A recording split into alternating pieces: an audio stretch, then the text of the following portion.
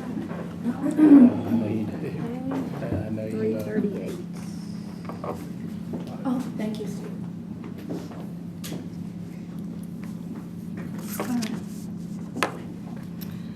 All right, so, thank you, everyone. It is March 26th. It's March 26th, 2025, and we are going to call to order the library board meeting at this time, and it is 3:39. All right, I'll do a roll call. I think I put the wrong agenda. Lord have mercy.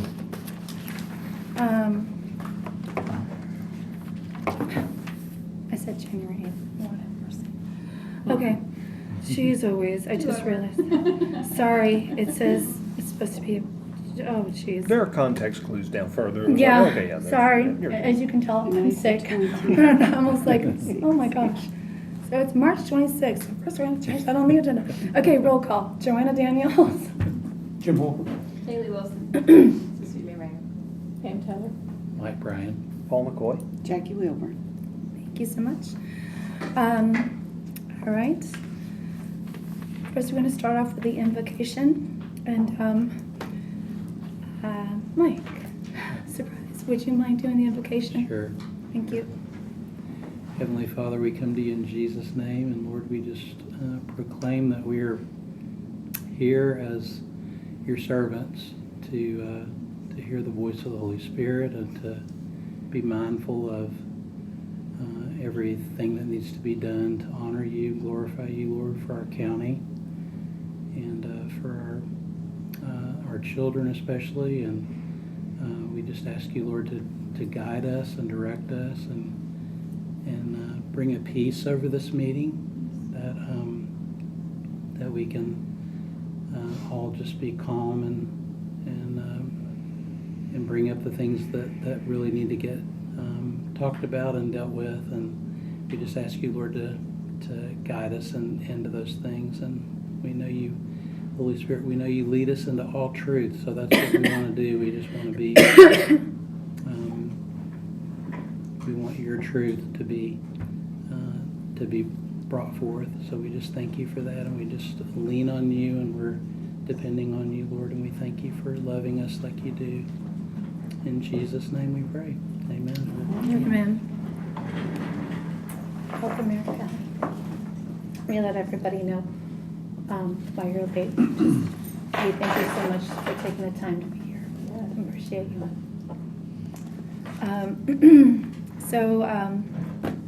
Approval of the agenda. First of all, it's March 26th, not January 8th, so apologize, everybody. I started getting sick on Thursday, and it's been full-blown, and I'm on the mend. Doesn't sound like it, but still not quite in my brain yet, so that needs to be changed to March 26th. I do, I'm going to ask, will entertain a motion to add an H. Anita sent me in her packet, and I overlooked it because I hadn't had a chance to look at it, and then she sent me an email reminder, I think it was yesterday, that the Friends of Portland Library are asking to do a fundraiser, so we just need to put that on the agenda today. So I'll entertain a motion for H to put Friends of Portland Library fundraiser. Motion by Pam. Second.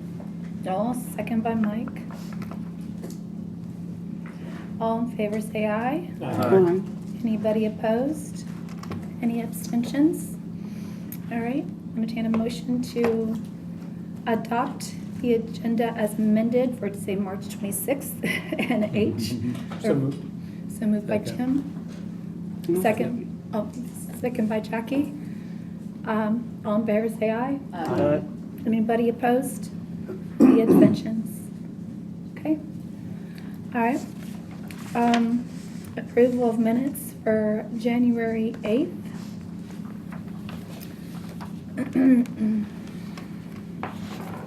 I have a correction under 8J, what is that? 8J, employee dress code. It's either Mike or me, and I don't know what, it's Mike, it says Mike McCoy made a motion. Bone. Yeah. That's on me. Oh, you're good. I actually don't know which one of us did it, so. But Under J, it says, I think 8J, is that right? Mm-hmm. It's the employee dress code section. oh, Paul McCall, okay. It says Mike Oh, McCoy, yeah. oh, where does it say Mike? Oh, I'm so sorry. Second from the bottom one. Right Oh, there it is, okay. Gotcha. I didn't catch that because I actually know Mike McCoy. Okay. So who was he? I'll have to go back and look. Um,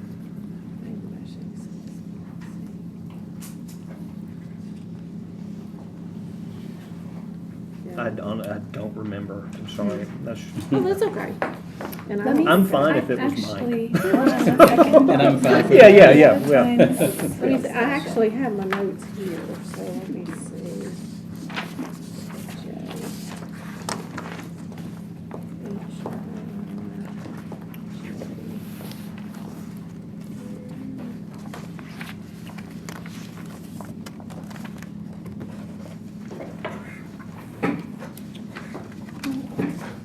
It just says Mike and Erica. So it would have been Mike Bryan. Okay.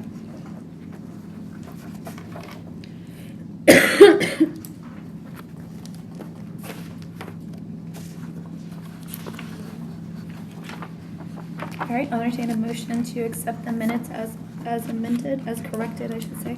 So moved. So moved by Mike, Ryan. Do I have a second? Second. By Jim. All in favor, say aye. all right. Anybody opposed? And any abstentions? Okay. All right, now we'll move on to February 21st, 2025 special call minutes.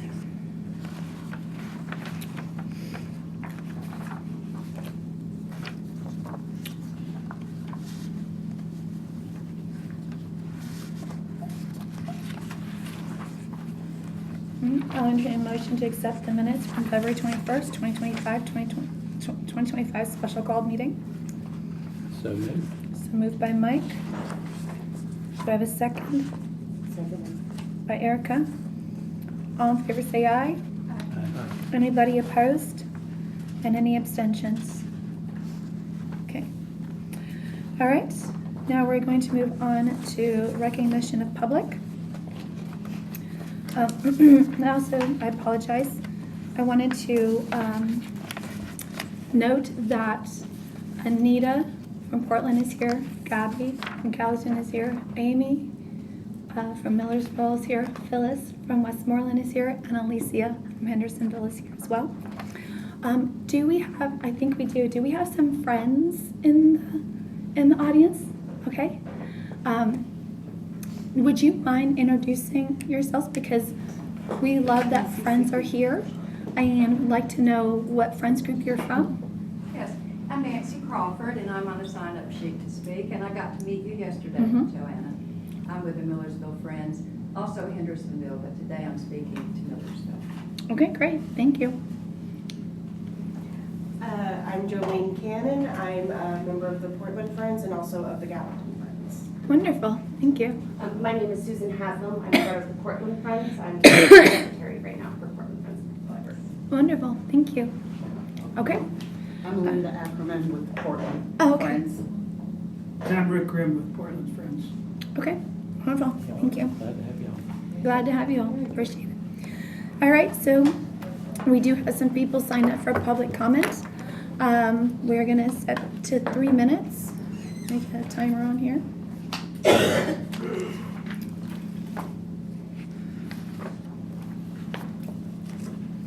All right, first we have Nancy.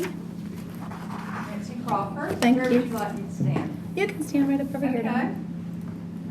Just state where you're from, and then what agenda item you're speaking to. Okay. I'm Nancy Crawford, 577 Hogan Branch Road in Hendersonville. I'm a lifelong resident of Tennessee, 45-year resident of Sumner County. I'm here to speak on behalf of the Millersville Library, and I noticed on the agenda item that Amy Corbett will be making a report about the library. I was able to meet Joanna yesterday when she came to our Friends Committee meeting. I have written each of you, I've emailed each of you in the past. Perhaps you weren't on the board when I've written the board. Now you will have my face when I email you in future. And thank you for your service.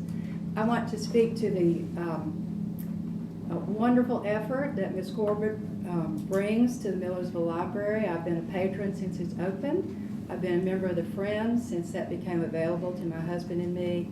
I have seen the library grow, how much it enhances the community. Her involvement in the community is outstanding. So thank you so much. Thank you. Thank you so much, Nancy. Rick Grimm, please.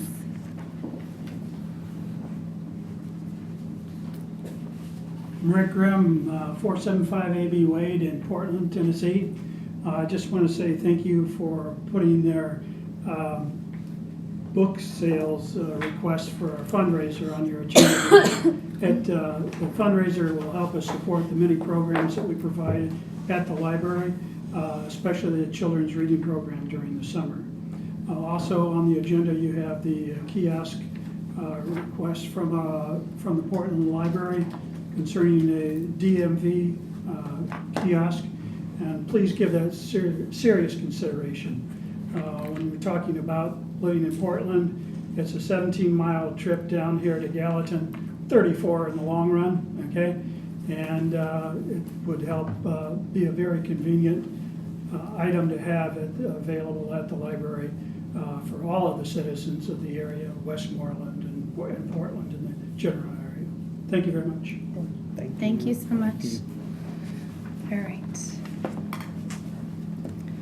Neither of you broke the 3 minutes. I appreciate it. Thank you. All right.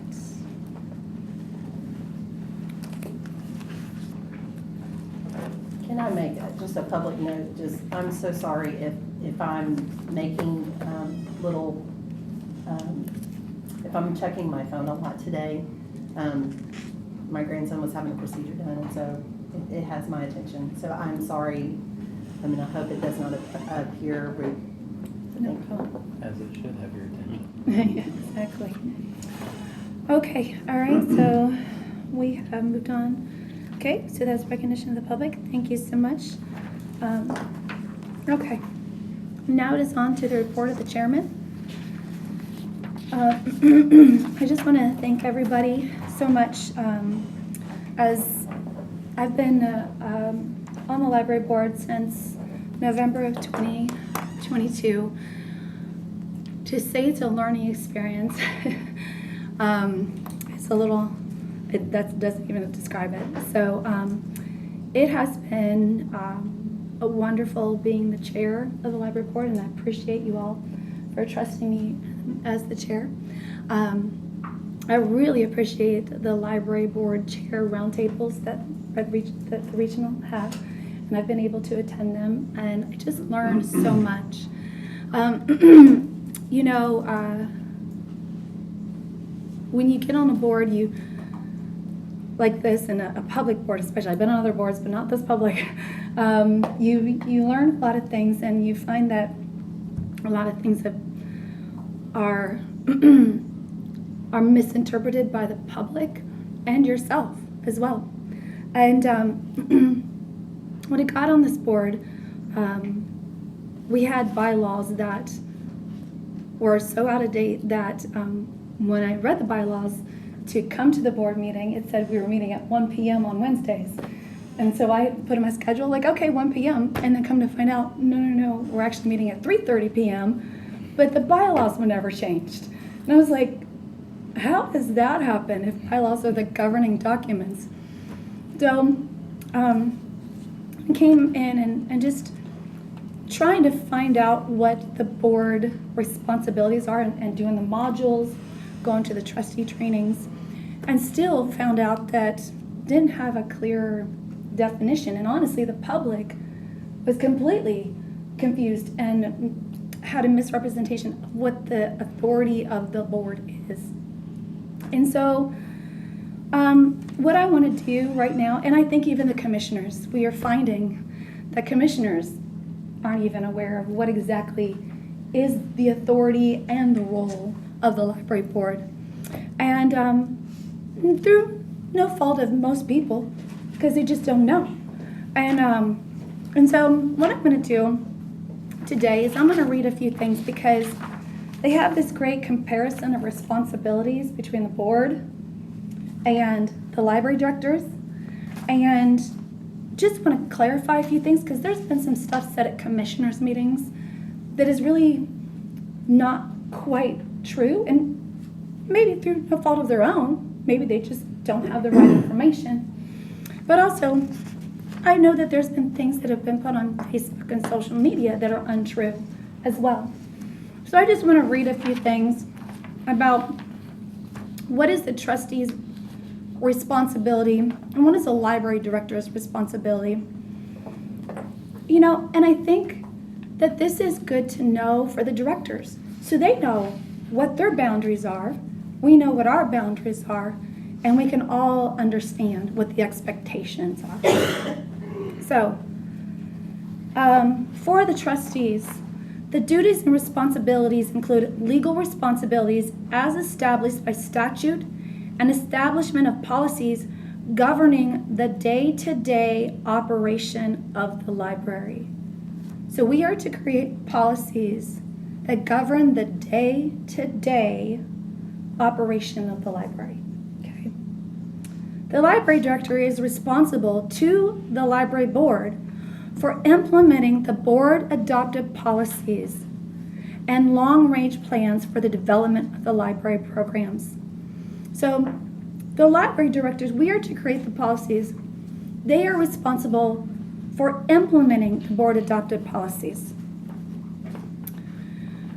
The trustee, and this is something that I now am going to put on our responsibilities. Develop and adopt a long-range plan, do you know about this, including objectives addressing the use of technology for the library, review and revise it as necessary to meet changing needs. We are to inform funding bodies and friends regarding current local, state, and federal library issues and trends. This is good to know, so I know to be more in contact with the friends groups, okay? Which I have been since January. I've been trying to contact the friends group and invite them and trying to make it to friends groups meetings. Trustees, develop and adopt essential policies, including but not limited to personnel, library use conduct, collection development, materials reconsideration, internet safety, and facilities. The library director, to develop procedures to implement policies adopted by the board and advise board when additional policies are needed. And this was when we created the collection development policy. We created the policy and we gave it the responsibility of the library directors to implement policies adopted and by the board, and to implement policies adopted, and for them to create it. Okay, sorry, can't talk. All right, us. Annually work with the library director on the preparation of the written budget with adequate justification for each element. Work with county and city officials to ensure that the budget is prepared in the formal format. We, as a board, are supposed to work individually with each library director. That is our responsibility to do that. And we have to know what is the justification for each element. That is why we have to know exactly, that's why we have to meet with the directors. Why are you asking for this? Why are you not asking for this? Very important for us to do that. We are to present the prepared budget to the appropriate public officials and to the general public, explain and defend it, attend budget hearings with the library director. The library director is to attend the budget hearings. It is the responsibility of the board to present them. It is our responsibility to go to these and explain and defend it. That hasn't been happening for years. If needed, design funding formula to distribute county, city, and funds to libraries and or branches. We are to request a financial report from funding body if needed and review at each library board meeting. Monitor line items to determine how expenditure by line item compares to line item budget. It's not a micromanaging. It is our responsibility to look at each line. That is the responsibility of the board. So when we get pushed back on, oh my gosh, you're micromanaging, no. It is our responsibility to do that.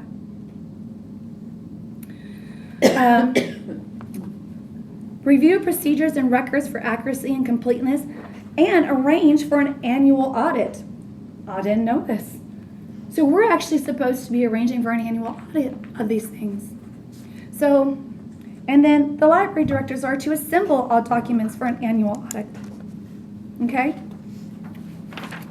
Just a few more here.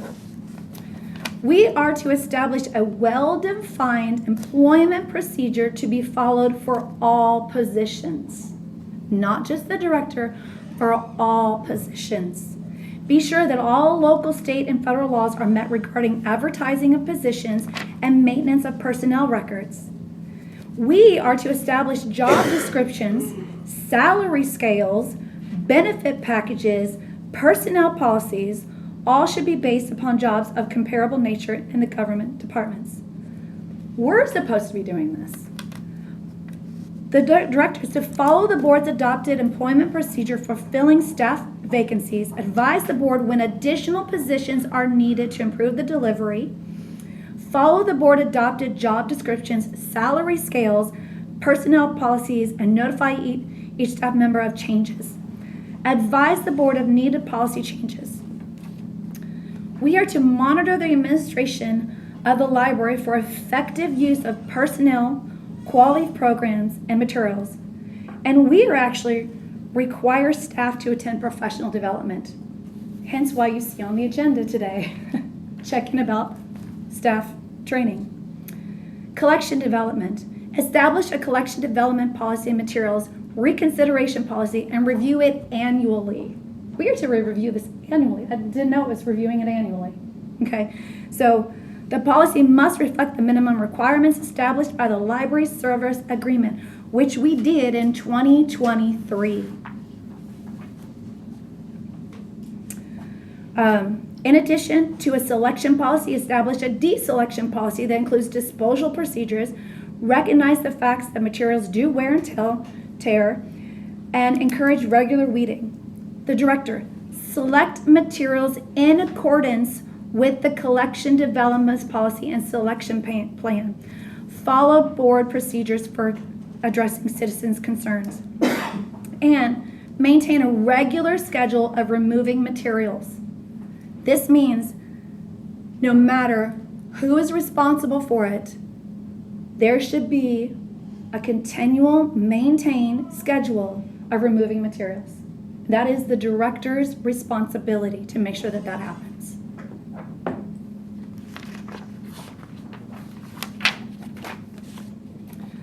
Trustee, encourage the staff to apply for grant funds to demonstrate and or establish a need for a specific program by specific group. We do not write grants. That is not the board's responsibility. Okay? Director, prepare written grants in specific areas to improve the quality of materials and services to specific segments of the population or needs of the library. So again, we don't write any of the grants. That is not our responsibility. Therefore, it is not a qualification to be on the board. It is a qualification or an expectation of the director.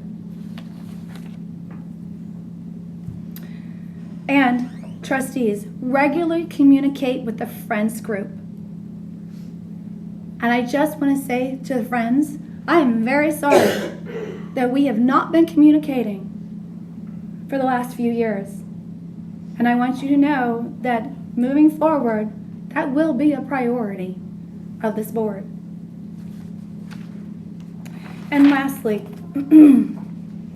there was a resolution that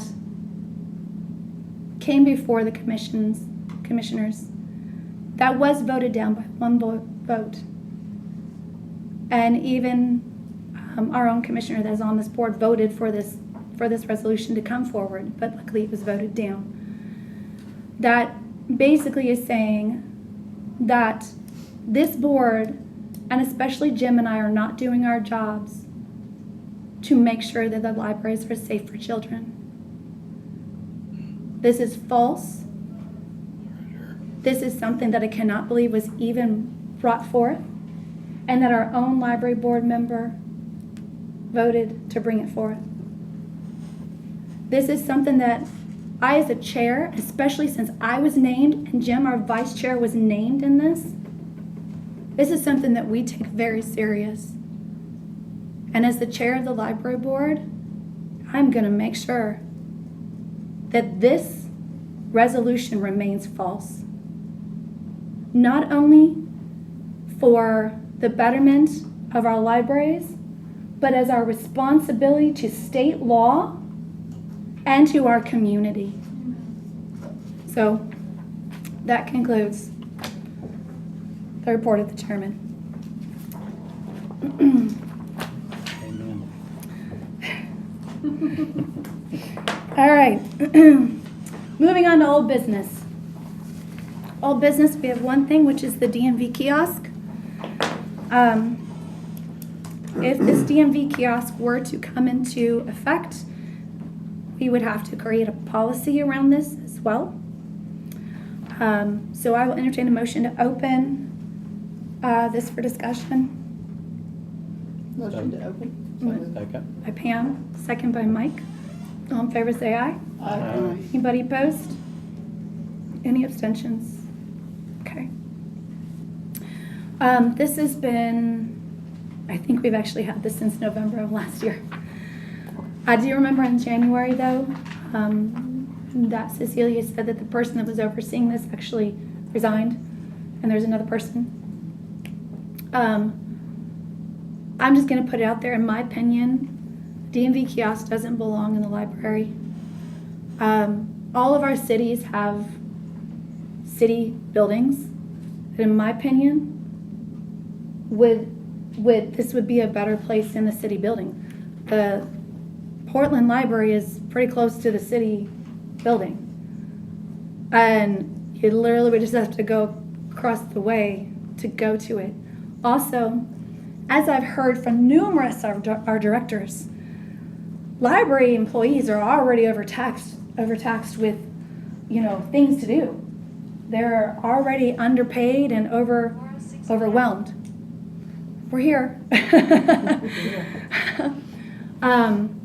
In my opinion, this is something that people are going to be like, hey, this isn't working, or hey, I need help with this, or hey, it's going to be another thing for our directors who are underpaid and overworked. Okay? That's what I hear all the time. It's going to be another thing for them to have to deal with. And in my opinion, again, this is to renew driver's licenses and to get new driver's license. Put it in the city building where people can actually possibly get more help from people.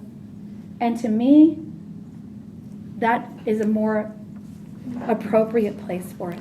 I have a question about this, because I wasn't on the board in November, so I'm late to this conversation. I'm trying to catch up. Aren't these vending machines basically, where you can go and get your driver's license through a machine? Okay, and I know that some of the directors want them. I'm not familiar with the Portland City building, and I don't know about the other cities, what their city facilities are like, or whether or not they have room at all. But I don't see the problem with having them. I mean, I just did finish this training, which again was great, that training. But, libraries of the future, these are service organizations that provide not just access to books, not just access to computers, but access to a variety of services.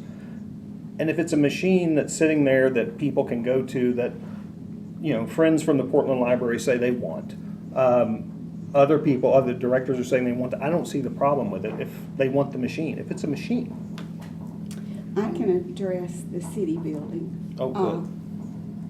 There, it was remodeled not long ago, and when it was, it's very difficult to get around. Everything is shut, and you have to go through different parts of the building to get through it. To me, it's not a public-friendly building. I agree. Because of you've been in. I agree. It is. You've been in too. I've been in it numerous times too. You know, And the to parking me, is it's terrible. not a public-friendly That raises building. Something that the general public is just gonna come in and not, you'll have to be directed somewhere. That raises and all an that. interesting question, if this machine might actually bring people into the library that wouldn't otherwise go and find. And the hours are better at the library. I mean, I can say I have recently used one in November. I went with my daughter who used one in Davidson County. I have the same concerns of making sure that we don't create more work. I definitely agree with that. I want to protect that, like with respect. I want to protect that. But I can say that they were like, it's over there, and we have no idea. Like, it's there you go. You either figure it out or you don't. It was just kind of over in a corner, and you either figure it out. There wasn't assistance that would be available. So my heart is this. I think it is a great tool as long as it's not taxing on our workers. I mean, that would be my that's my input. It was easy to use, and I will say it was wonderful. It did meet our needs, and it was nice to have access to it for the hours that it was available. So I mean, those are truths. And I do know some of our libraries are in places where they don't have good circumstances nearby for those options. We have some that they have options very readily available, but Portland comes directly to mind. Millersville is dear to my heart as well, so I don't know where they would put it in Mooresville, but I'm open to it as long as it's not taxing on our workers. And I don't know how to guarantee that, so. Exactly, and that's where I'm gonna say is that I haven't met a library worker that isn't willing to help or wants to help or wants Absolutely. to. So there's where I'm saying is the heart of library workers is, oh my gosh, let's figure this out. And and while I would like to say it's not gonna be taxing or you're not gonna get assistance, I'd like to, which library director here isn't gonna stop everything to help somebody? Absolutely. So, and what clerk isn't gonna stop everything to go help or to figure it out? So I understand what you're saying, but is it realistic that someone isn't gonna help? And I've been to Portland. I've met the mayor numerous times, and that's an interesting, I thought it was an old bank. I was like, what is this going on? But everybody in Portland has to go there, right? They have to go there to get things done, right? But it is a city building. Drive through to pay your utilities, and that's about it. Exactly. But it would also be great if people that don't normally come to the library found that, I could go to the library and do this, and then they come in and they find something else that wants to keep them there or make them come back. I see it as a tool to get new audiences that we don't normally get at our libraries.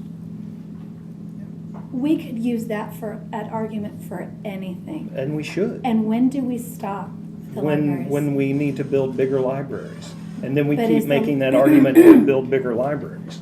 But the library Is a service is organization. not, but it is for books and education. And also for services. You can get access to information there. You can get databases. You can go there if you have a reference question.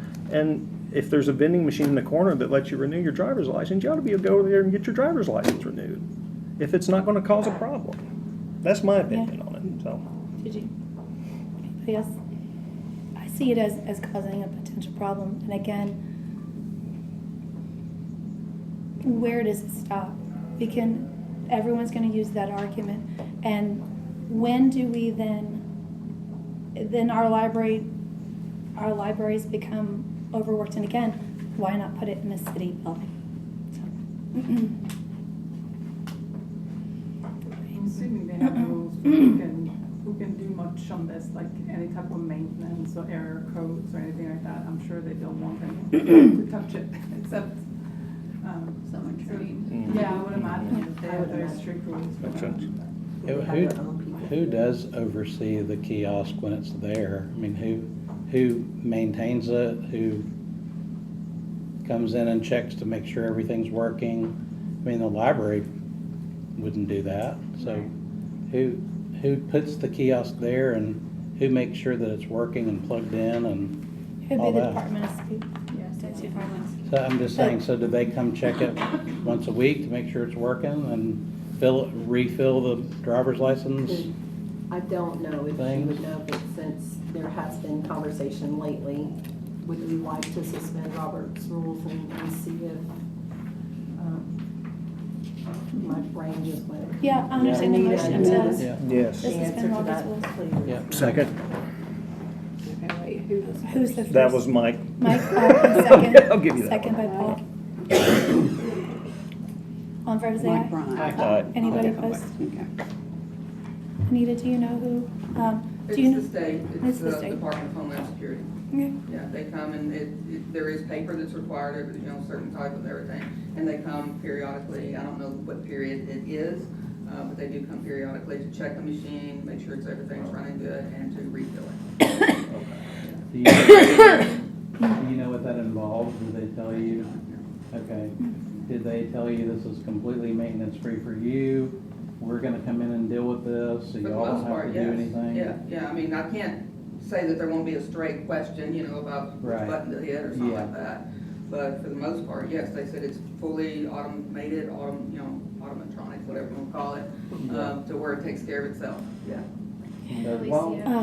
There is actually, Stephen, isn't there one in this building? Yes, there's one in the county clerk's office. And so, but also, you're helping somebody with something such as sensitive as a DMV and all that stuff. I've seen many problems with that, so. All right, any other questions? Alicia had a comment. Oh. I was just going to say with the Department of Homeland Security, with the DMV thing, it's not necessarily periodically, it's set up a lot like our printers, so when our ink goes low, it actually notifies the Homeland Security that that device needs to be refilled. So it's pretty much on top. They said that if it does run out or it's starting to get low, it's usually refilled before it can actually get to empty, because they use algorithms and statistics to see how often it's being used. Okay. While we're in suspended rules, how many libraries wanted these? 3? Is it just you? Well, I did want it, but the board recommended that the library was too small, so I withdrew my application. Okay, so this is just for you guys, okay, yeah, okay. Can I say something in defense of Portland having one? The city building in Westmoreland is maybe a third of this room. You walk in, there's the counter, all you can do is pay the bill and leave. Our library, why I'm not on board with it, is because, there again, we are too small. Too small. And it would be too much of a temptation for them to come to us and keep us busy with that. But northern Sumner County needs more of these. So Westmoreland is close enough to Portland that it would benefit us, And if you've ever used one at the DMV, okay, there ain't nobody coming to your rescue down there, so you get on that machine and you gotta do your thing, or, it just ain't gonna, you have to get up there in that line, you wait 4 hours. Yeah. So, yeah, that's, so. The great thing, there's books there if you gotta wait in line. That's right. Check out. Yeah, so, it's kinda Okay. like, if they post it maybe that the library personnel is not with, to really assist you with this is a different all together. Okay. So that's just in, Portland's defense to have this, because I think it would benefit Westmoreland also. And I appreciate you bringing that up too. All right. Yes. All right. Thank you so much. All right. I'm going to bring us back into session. Okay. Do you need a motion to write a policy first? Or do we need a motion to get the machine and then write? What do we need to do? Cart before the horse is what I'm asking. I think it's approve the machine and then write Write a the policy policy. needed. And what about a trial period, 90 days or 6 months or whatever, to see what problems arise? If there's no problems, we keep She's it? raising her hand. Make a No, motion. I'm sorry, no, it's okay. Oh, no, it's okay. Entertain a motion to suspend Robert's rules. So moved by Pam, second by Kaylee. All in favor, say aye. Aye. I just wanted to say, I have reached out to the new person that's in charge of this and everything, and it could still be another 2 or 3 months before this even comes down the line. That's what I was gonna ask. How We're long's still it on a gonna take? list to get one and everything. I just need approval to be able to sign the lease agreement that legal's already looked at and everything, and says it's okay. I just need to have approval to do that, to keep us on the list, so that 3, 4, 5 months down the line, when we do finally get to the top, we will be considered for it, a machine. So a policy is not, immediate. It Sure. can be further down the line, Okay. I just need approval to be able to sign this agreement. So then what about a trial period? Would that be something that would be? With them, I haven't. Well, How long's the lease for? Yeah, Mike, I would imagine once there's a lease, I mean, Yeah. You're in it. locked into a lease. Yeah, I'm No, just lease talking does about have to- for the Stephen, board correct, me, purposes. but the lease does say it can be ended on either party. If I recall, that's what it Yeah. says. So, Like yeah. month to Yeah, month kind of thing. exactly, yeah. So So if we it do can't- it and we find that we don't want it or whatever, we can break, end the lease. Get out. And no problems. Okay. No problem whatsoever. Okay. So if we find that it is, taxing upon our employees and everything, then we can say, if we tried it, didn't work, take it back. Okay. I think it's just the best of both worlds, to where we, it's not one way or not. I mean, I'm supportive of it. Oh, I'm gonna bring us sorry, back into bring it session. in. That's okay. I'm in support of it as long as there's signage that helps limit the That would the just come with the interruption. policy. And the policy be Yeah. written. I think it would benefit Portland a lot. All right. And maybe. And the All right, fact that so we'll go ahead. Anita's gonna report to us every time we meet. So we're gonna hear how it's going. We're gonna get those updates on a timely basis. So we're gonna stay informed. Okay. All right, so I'll entertain a motion to approve the DMV kiosk. So moved.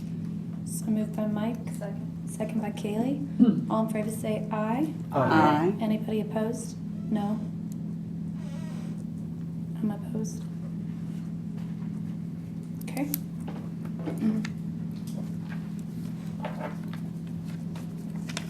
All right, on to new business. All right, we are going to move on to the bylaws. These are the changes to the bylaws. You should have received these. Entertain a motion to open for discussion. So moved. So moved by Jim, second by Mike. All in favor say aye. Aye. Anybody opposed? Any abstentions? The only thing that, after talking with a few people about this, is that the quorum, I found some better verbiage for this.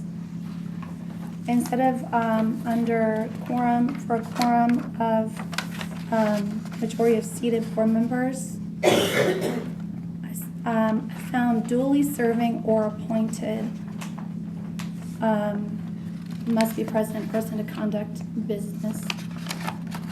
And the reason why, one, I feel that this is needed is, one, they changed this from 11 to 9, which we voted on that in November of 2023. But anyways, and then also, as we have found in the last year and a half, getting appointed library board members is quite a procedure and quite the dramatics and quite interesting. Also, at one point in time, we only had 6 people on the board. And one of the people was sick. We couldn't do a meeting. Then I had to be out of town for work unexpectedly. We literally couldn't do work. We couldn't do any business for 4 months. And that was during budget season. And lots of things got messed up. So in Robert's rules, we have the ability to create our own quorum according to our bylaws.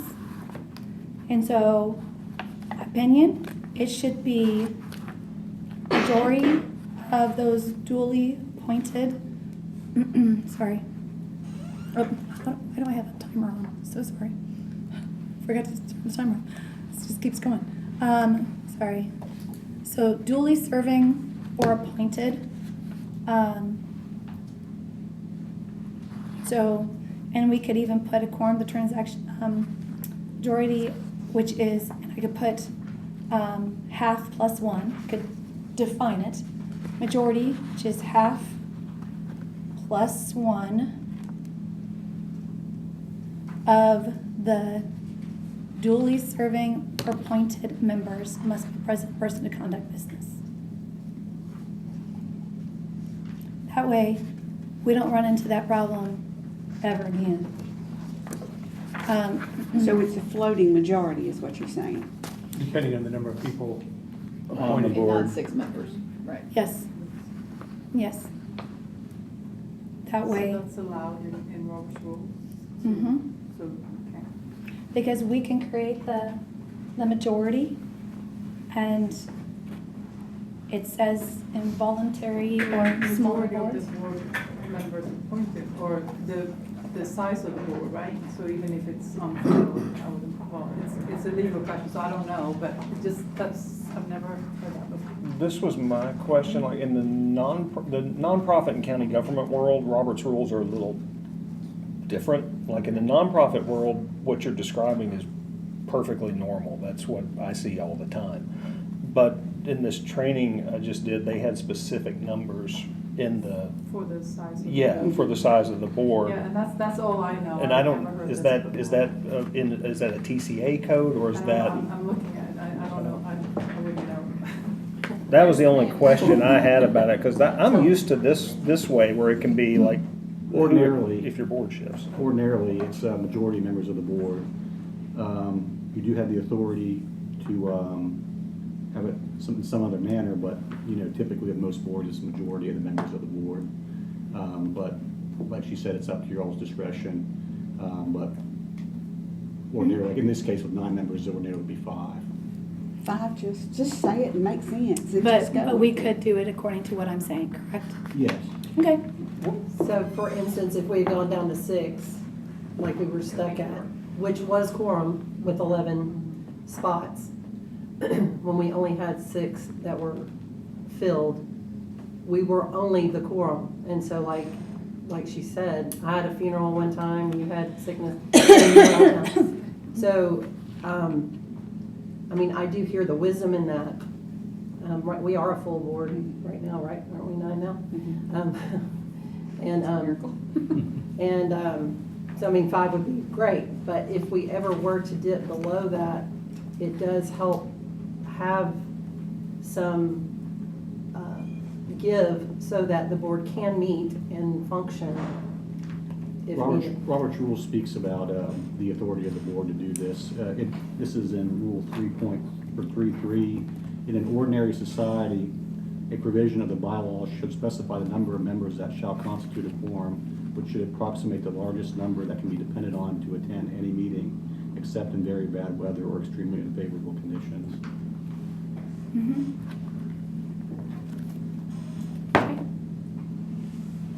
I think that's to the help I of did the my due board. diligence. I'm in support of it. I think I it's had to the that help of the marked out board too. of whoever's on it. Majority plus 1, I think is a fair. Yeah, for sure, me too. Okay, we decided to have it on 9 members 5 is the majority. Thanks, Steve. Thank you, Stephen. Appreciate that. Are you advocating for a majority plus one or just a simple majority? I mean, I was just agreeing with what she presented, which is majority plus 1. I mean, I'm sorry, half plus 1. Half plus one. Let me I think reword that is that. a Half simple- plus Just to make it a half plus specific one. number. Okay. I I was like, was listening. Yeah, Majority five. plus one would be. I was longer. Oh, okay. I'm so sorry, slipping up. Unnecessarily burdensome. Half plus 1. Yeah, we have a specific number. Yeah. okay. Makes And if we the get most to sense. a position where, commissioners want to hold up seats as people rotate off the board, that would allow the board to continue to do business Yes. and not allow the, commissioners to regulate the work of the board Yes. Yeah. and essentially prevent them from meeting. Yes. Exactly. That way, nobody outside of the board has authority over business getting done if we have a majority. So, So we're allowed to do our responsibility. exactly. And that's really. That's the most important thing. Sorry. And not to be enjoined by, Yes. we got it. All right, so. So it needs to say half plus one, So, or the No, verbiage, just a the majority. verbiage here is not what you said, so what does it need to say? the quorum of a majority. Steve, do you mind if I borrow you one more time? How I have it written, a quorum of a majority, should I put half, which majority meaning half plus one? Or how I have it, a quorum of a majority of the seated board members must be present in person to conduct business. Is that sound You okay? could say something like, if you're wanting to accomplish it better, probably something like a majority excluding vacant seats, majority of board members excluding vacant seats. Yeah, Okay. that would make, A quorum that would cover all of a bases. majority, A Excluding. quorum is a majority excluding vacant seats. a I think that's what quorum you're trying to accomplish here. is a majority Of board. excluding Vacant seats. vacant. Majority of the board excluding vacant seats. Thank you. He had added that back in because he originally had said that. Excluding. Majority of board. Vacant seats. Is that correct? So a quorum is a majority of the board excluding vacant seats. Yes. I mean, that's what I believe your intent is. Yes, Yes, it is. thank you. Thank you.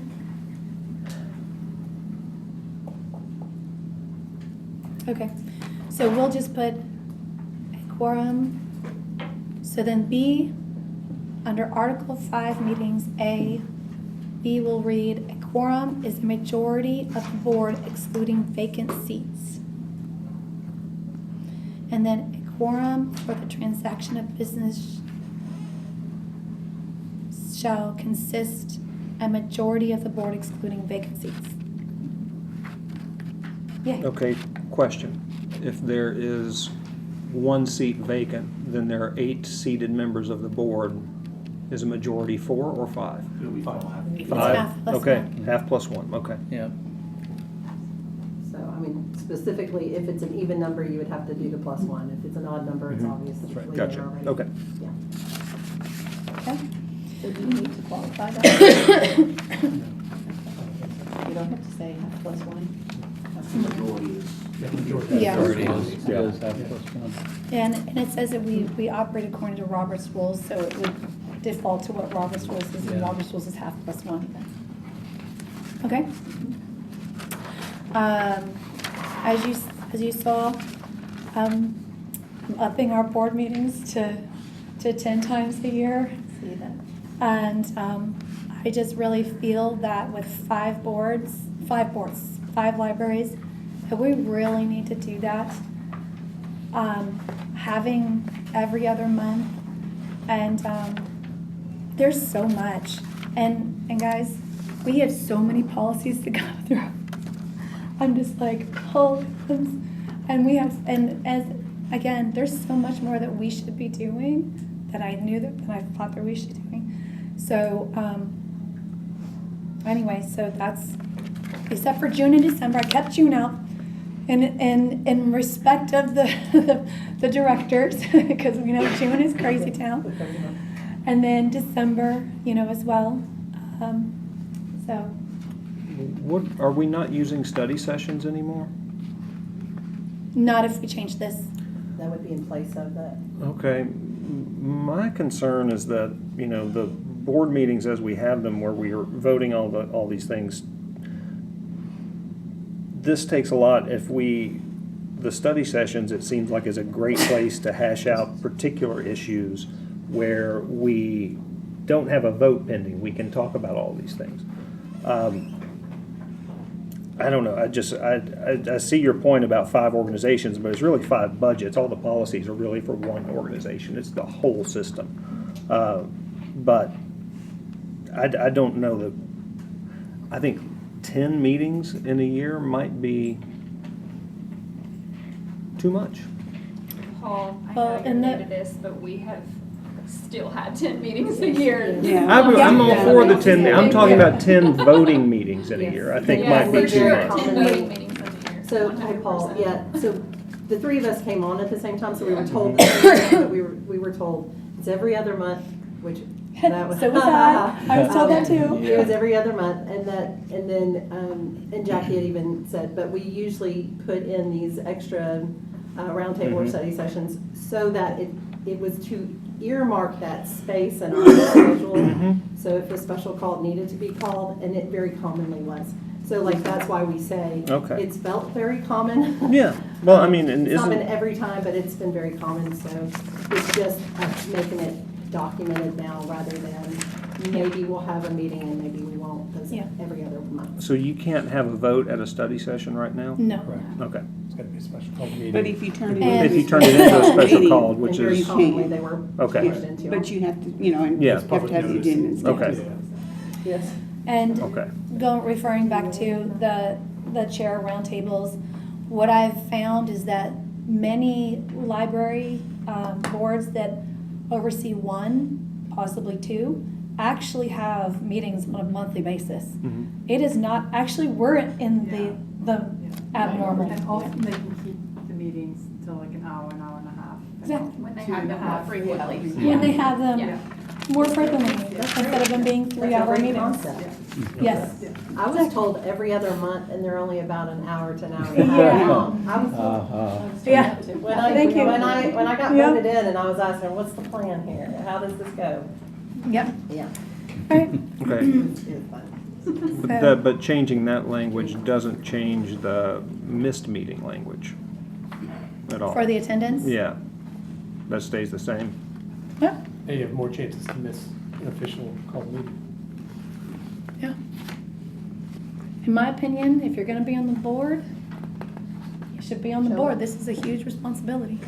I mean, that's one of the reasons I'm here. Exactly. I'm under a circumstance that most people would not be. And I'm here today. And my Because I voice take is, that seriously. my voice is gone, and Kaylee, your husband, I've and, only ever missed 1 meeting, and that was last. yes, exactly, so. Okay, yes. I have a question about the removal, just Where? below that, it says something that, if you miss this many meetings, you will be removed from the board. I'm not sure, and I guess that's a legal question, maybe, that if this board can remove anyone, if you just recommend removing based on the bylaw. But that's That too. a question. And that's without notification as well. I mean, like, Yeah, there are without understandings. prior notice. I actually, because I did have legal look over this, they didn't find a They problem with didn't that. find a problem with that. Can you say our look over it? Huh? Can you look over this? Yeah, when we were doing this whole thing.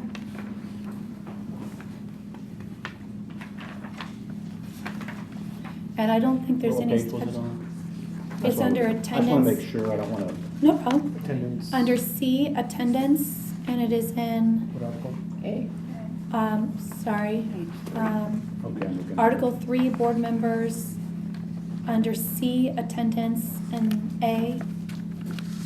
I don't see anything that, there's nothing in statute that says that we can't remove a board member.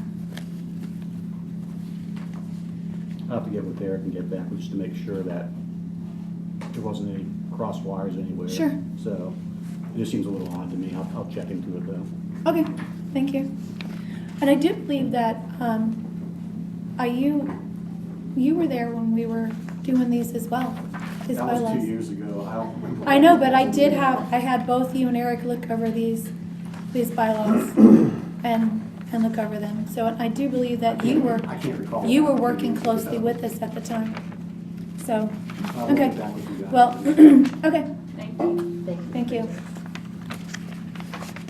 All right, so, so I'll enter a motion to, Were there other changes before you do that? oh, yeah, Sorry. oh, okay.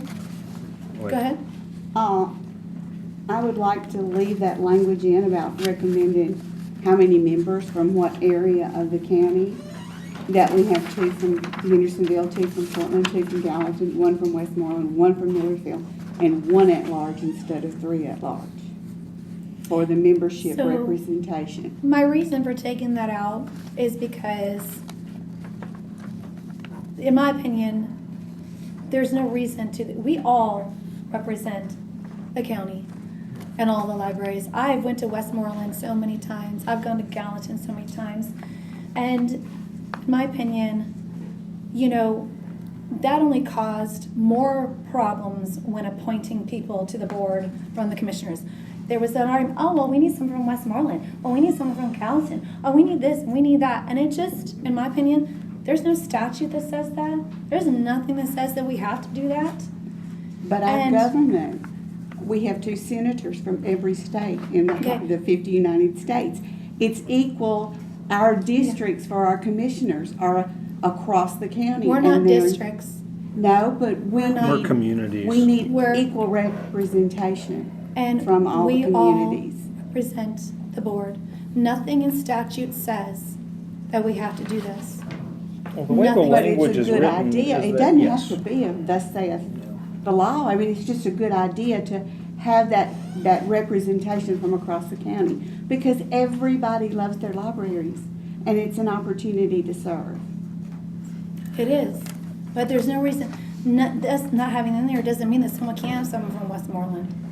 Nothing in this language, crossing this language out, says that we can't have someone from Westmoreland, we can't have someone from Portland. But it's not, it says may, so it's not a have to, it's a may, but it's a good guideline to have there.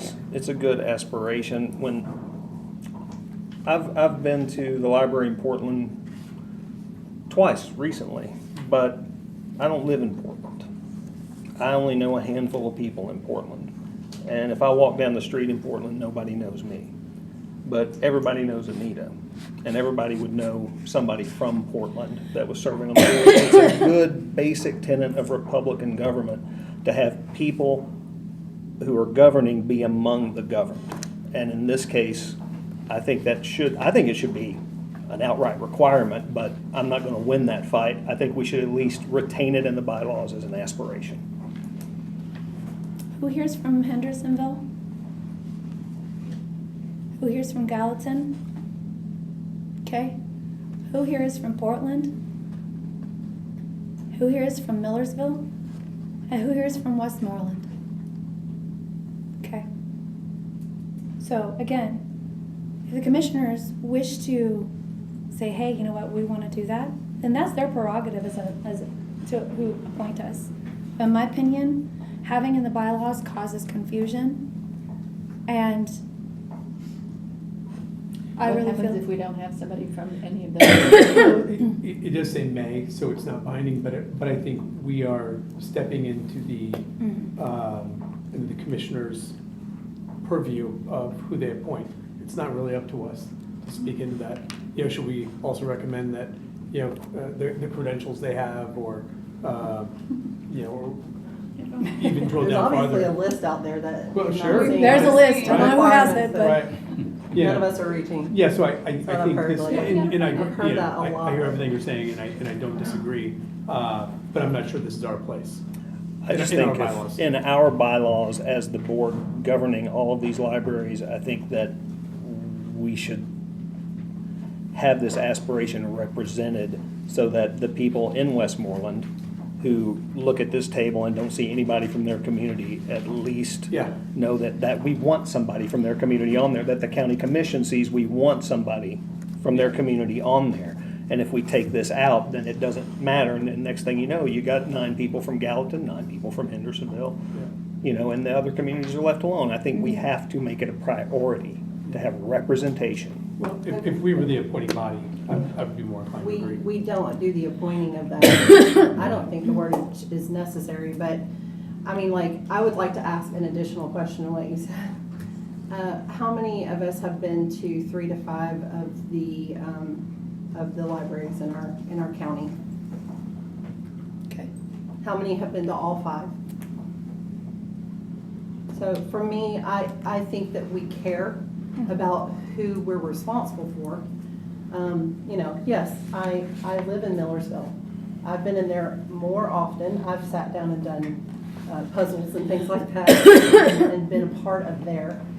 I know them very well.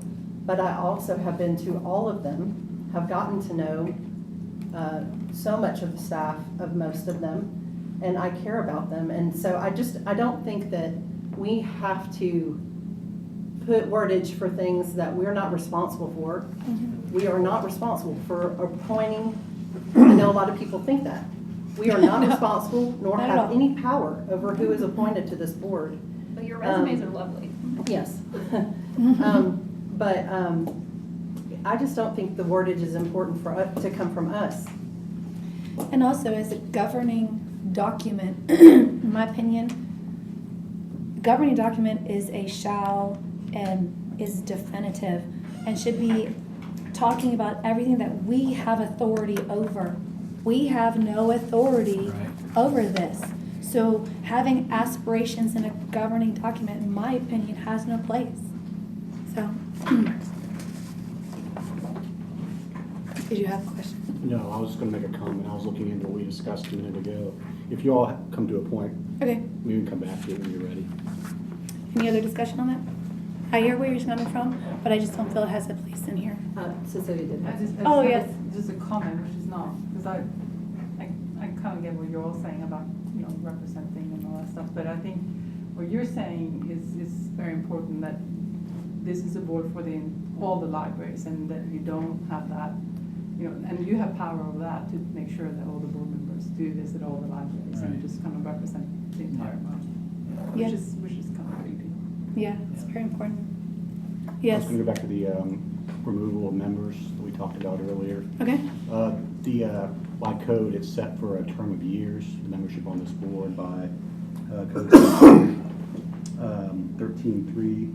10.3.103 A1, which talks about the number of years that they've appointed, and there's also some pushback on, a little bit contrary here in 10.3.104, which says you can adopt your bylaws and regulations. So there's some tension right there between those two statutes in terms of whether that would be something that's permitted or not.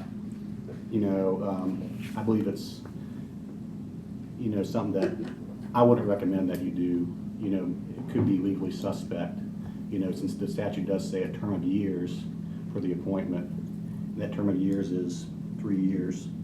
So I see where you're coming from with 10.3.104, but I would be very careful with that. Okay. Well, the great thing is that when someone comes on and they accept to be a board member, they can say yes or no to the bylaws, and then they can decide on whether or not they want to be a part of the board. Like, for example, county commissioners, they're no obligation to attend meetings, and they're there for 4 years regardless. There's no way you can, you know, kick someone off of a county commission for not attending meetings, for example. But So they're that's where also I'm coming elected from on that. officials, and there's no recourse or recall for elected officials, but for board members there is. There is. Yeah. I'm just saying be careful with that one. Okay. Well, but you're saying that it doesn't necessarily say we can't do it, correct? I'm saying 10.3.104 allows you to adopt bylaws and regulations. Okay. 10.3.103 says the term of years that members are appointed to the board. Okay. So there's that tension there, you know, between those two, and that any adoption of such a rule could be suspect. Okay, but your term is 3 years, but then you also are under bylaws, correct? Yes, the bylaws apply you're permitted to create bylaws, yes. Okay. And in those bylaws, it doesn't say that we can't put a removal service, correct?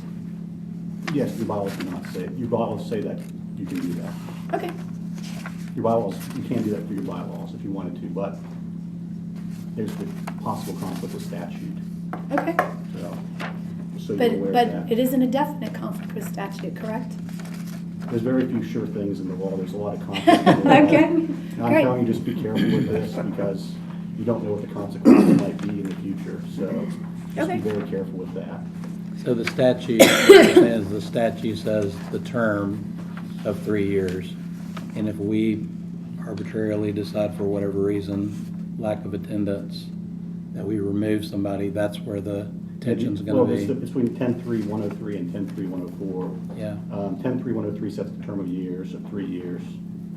And then, of course, 10.3.104 says that you're allowed to adopt bylaws and regulations. It doesn't say anything in there about, you know, what's in those bylaws and regulations. That's why there's some ambiguity there. That's, you know, I'll just be very careful with that, what you do with that. If you err on the change- side of caution. If you change the language from will to may, that would leave it a little bit, you know, we could do it maybe, but that would alleviate a little bit of the Not conflict. required to do it. Yeah. Based on the, It's not a requirement. That's it's kind just- of, that's what we do in the nonprofit world as a rule, it's a possibility, because, yeah. Okay. Here's my problem with the will and the may. So when you put may in, people come back and be like, well, why didn't you remove her or him? And you did remove her or him. That to me opens up a whole nother can of worms. But go ahead.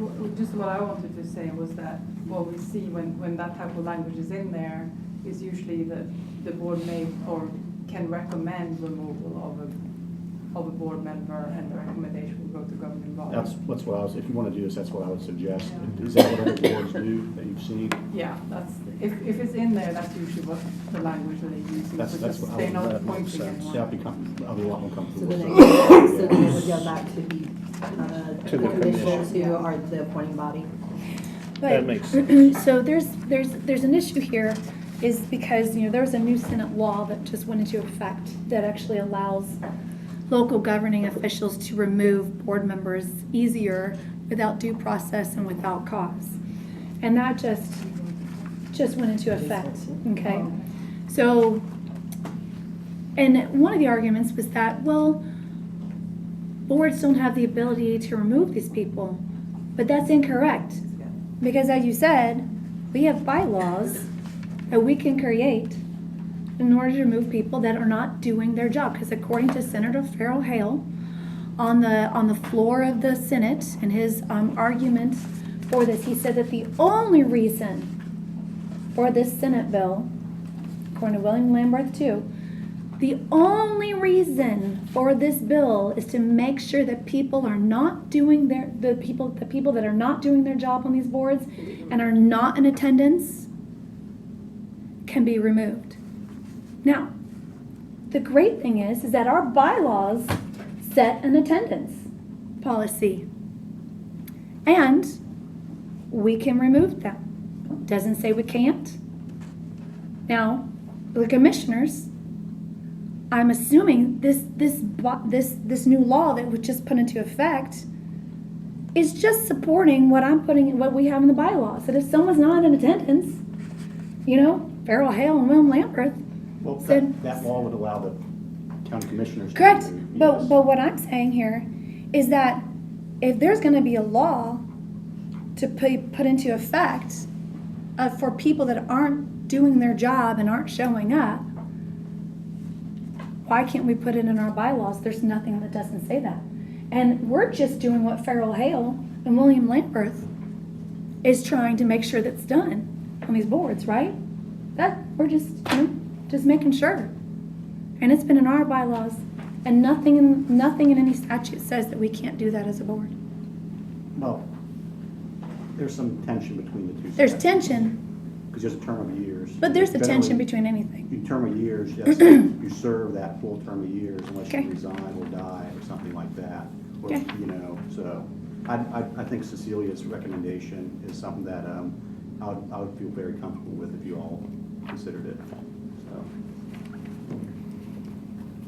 And it's really just a change of a word or two, right?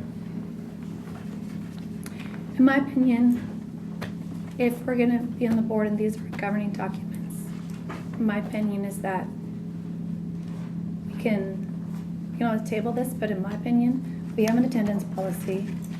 Again, there's tension, but you can put tension between any laws. And these have been around for 2 years and no one has said anything about this. And according to the new state law, it's just about removing people that aren't doing their job and aren't showing up. But it's up to you guys. And so just reflecting what this Tennessee state law has been changed to is what you're. Well, no, because the state law Word is. doesn't actually say that. Oh. Just Farrell Health said that that's the Oh, only okay. reason he's putting this forward. Hmm. So that was the intention of the bill, but although it doesn't say it in the law, but that's the intention. I mean, I respected it when I read it and I saw that that was the requirement. I mean, like, that's for me, to me, I understand there's tension and all, but when I read it and I signed my name, like to agreeing to those things, I mean, I was saying, I understand that I'm gonna be here, and if I can't, that I will notify. I mean, because those, as far as I understand, those are unnotified Yep. absences.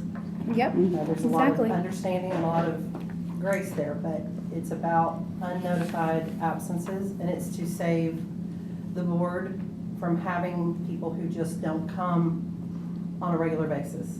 Yep. So, to me, it's, I don't know, we haven't had to enforce it, because most Right. people who are respectfully taking the position Everybody here especially. agree to it. Yeah. So, Yeah. All right, I'm gonna, if we don't have not more discussion, is there any more discussion? Because it is almost 5 o'clock and we've already been here for an hour and a half. I know, we're only on 8. I know. So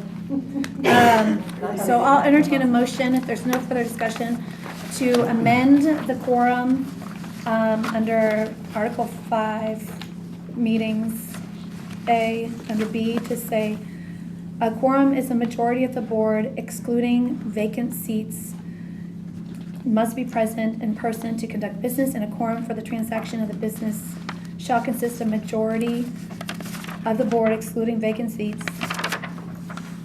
Yeah, so that language. Okay, I'll So entertain a moved. motion. So moved by Mike, do I have a second? Second by Kaylee. All in favor, say aye. Aye. Anybody opposed? No. Abstention? No? No. 2 noes. No. All right, and then I will entertain a motion to accept bylaws as amended with all the other changes. So moved by Kaylee, second by Mike. All in favor, say aye. Aye. Anybody opposed? Nope. No by Jackie and Paul. Any abstentions? Okay, all right, okay. We are gonna move along a little bit quicker now, hopefully. All right, so I'm gonna open up for the challenged books. All right, this was requested by Commissioner Terry Boyd. And so I made sure to put together a list of these challenged books and ones that were with a forum, and even the ones that I read from. So I'll entertain a motion to open this up for discussion. So moved. So moved by Mike, second by Kaylee. All in favor, say aye. Anybody opposed? Any abstentions? Okay. First of all, I want to say that in the thing that we read earlier, it is the duty of the board to create policies, but also to make sure that the policies are enforced. So if any board member goes into a library and sees that a policy policy is not being enforced, they have the responsibility and the duty to go to the library director and enforce the policy, and also to bring that to the attention of the board. when it comes to the collection and development policy, because we are wanting to make sure that books are not in the hands of minors that are sexually explicit, and we were required by the state, by the law, to make sure that our libraries are safe for minors. If you see a book that is not following policy, I would encourage you to remove that book, to bring it to the attention of the director, and in my opinion, it is your responsibility and duty to do that as well. So, there were a lot of books. Portland got a heavy list. Hendersonville got a few. Gallatin, there are a few. I too went into Millersville yesterday and brought to the attention 9 books. And I went into Westmoreland, brought to the attention, I think it was, Phyllis, was it like 4, 5, and then a series? Yeah. One, I want to say, Phyllis, thank you so much. She was just, hey, all right, got them, pulling them. We're going to take a look at them. No problem at all. When I went into Millersville, I brought it to the attention of Amy, and she was like, okay, well, I'll have you fill out a form. Okay, and it was like, well, I want to make sure that I'm treating everybody equal. I'm a board member, okay? Now, I said, okay, at your insistence, I will go ahead and fill out a form. But as a board member, if I'm bringing books to you, to your attention, believe me, I'm going to make sure that the whole board knows. And I would encourage you to show. But for me to, her to be, well, fill out a board because I want to make sure everyone's equal. It was a little taken back by that. But, so anyways. I would have done it voluntarily anyway. I mean, I would have done that first. But I was a librarian that had to do that, had to exercise that policy. Sure. And so that would have been my first thing is, But that form is for constituents to do it. I was going in as a board member to make sure the policy was being, and that's fine. But I did. Above it's not about me putting myself above I don't put myself Jackie, above anybody. It is not about me putting myself above anybody. I have a question. Right. Once a book has been challenged, though, according to the policy, then the director has the responsibility to verify that the challenge is valid. Correct. And if so, then she recatalogs the book, reshelves the book. If not, she can reshelve it, but she has to notify the person that challenged the book. Correct. Okay. I think if that's the case, and then if that book is then appealed, then it has to come before the board. We have to be notified of all challenges. Okay, then there needs to be a paper trail for any of that. So There's supposed to be a paper trail. There should be a paper trail. That's a part of the collection policy, and some of those are available at some libraries and some of those are not. But there is a form to be filled out that's a part of the collection policy, and it's meant to be at each location, and it's meant for public to come and fill out. And I mean, I do understand a paper trail, but if we're coming in as board members, I do think that the paper trail, yes, but a matter of a list of the books that we're doing or something like that, but it's obvious that it's coming through us. It's coming through the people who have actually created the policy. And I'm going to, and just so you know, I had every intention of emailing everybody about that. She just happened to send it before I did. So I'm not going to go into it. Oh, yeah. Amy sent it. Yeah.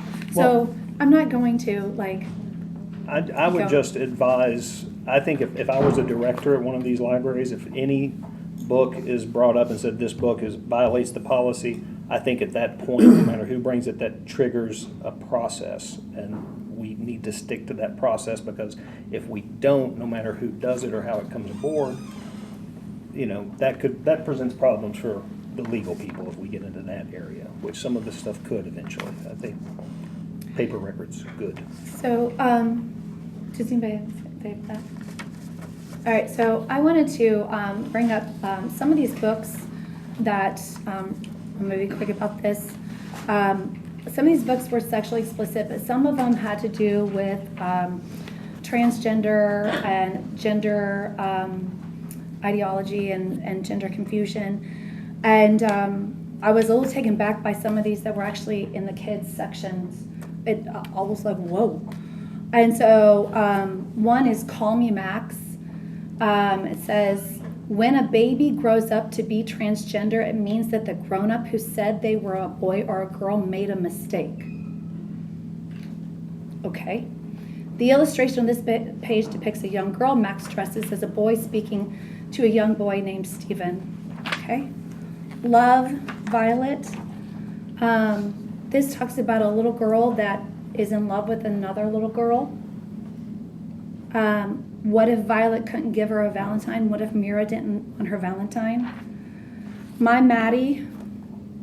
But lots of parents are neither boy nor a girl, like my Maddie. Maddie is used in some families to describe a parent who is transgender or gender diverse. Gender identities like this are often referred to as non-binary. Fred gets dressed. This is pretty amazing. This little boy that's basically a toddler goes in and finds that dad's clothes are too big, but mom's clothes fit perfect. How does that happen? How does dad's not fit but mom's fit? Because I'm hoping that mom's a little bit bigger than a toddler. It just magically fits. Okay. And then it depicts him dressed as a girl standing in front of his mother, father, and dog. And then Fred just goes in and finds pearls and thinks about how mom does her hair. What toddler is trying to go and do their hair and knows how to do their hair in a bun? This one, Tango Makes Three. It's about penguins. And it talks about how the zookeeper found that these two male penguins must be in love with each other because they're together and they're, oh my gosh. And then, so the zookeeper decides to give them, and then the penguins thought to themselves that they watched boy and girl penguins and they could have a baby when they can't have a baby. So the zookeeper decided to give them an egg to hatch. Now, scientifically, they have done that. But I'm trying to figure out, how did they know the penguins were jealous of the mom and dads? I'm just trying to figure that one out.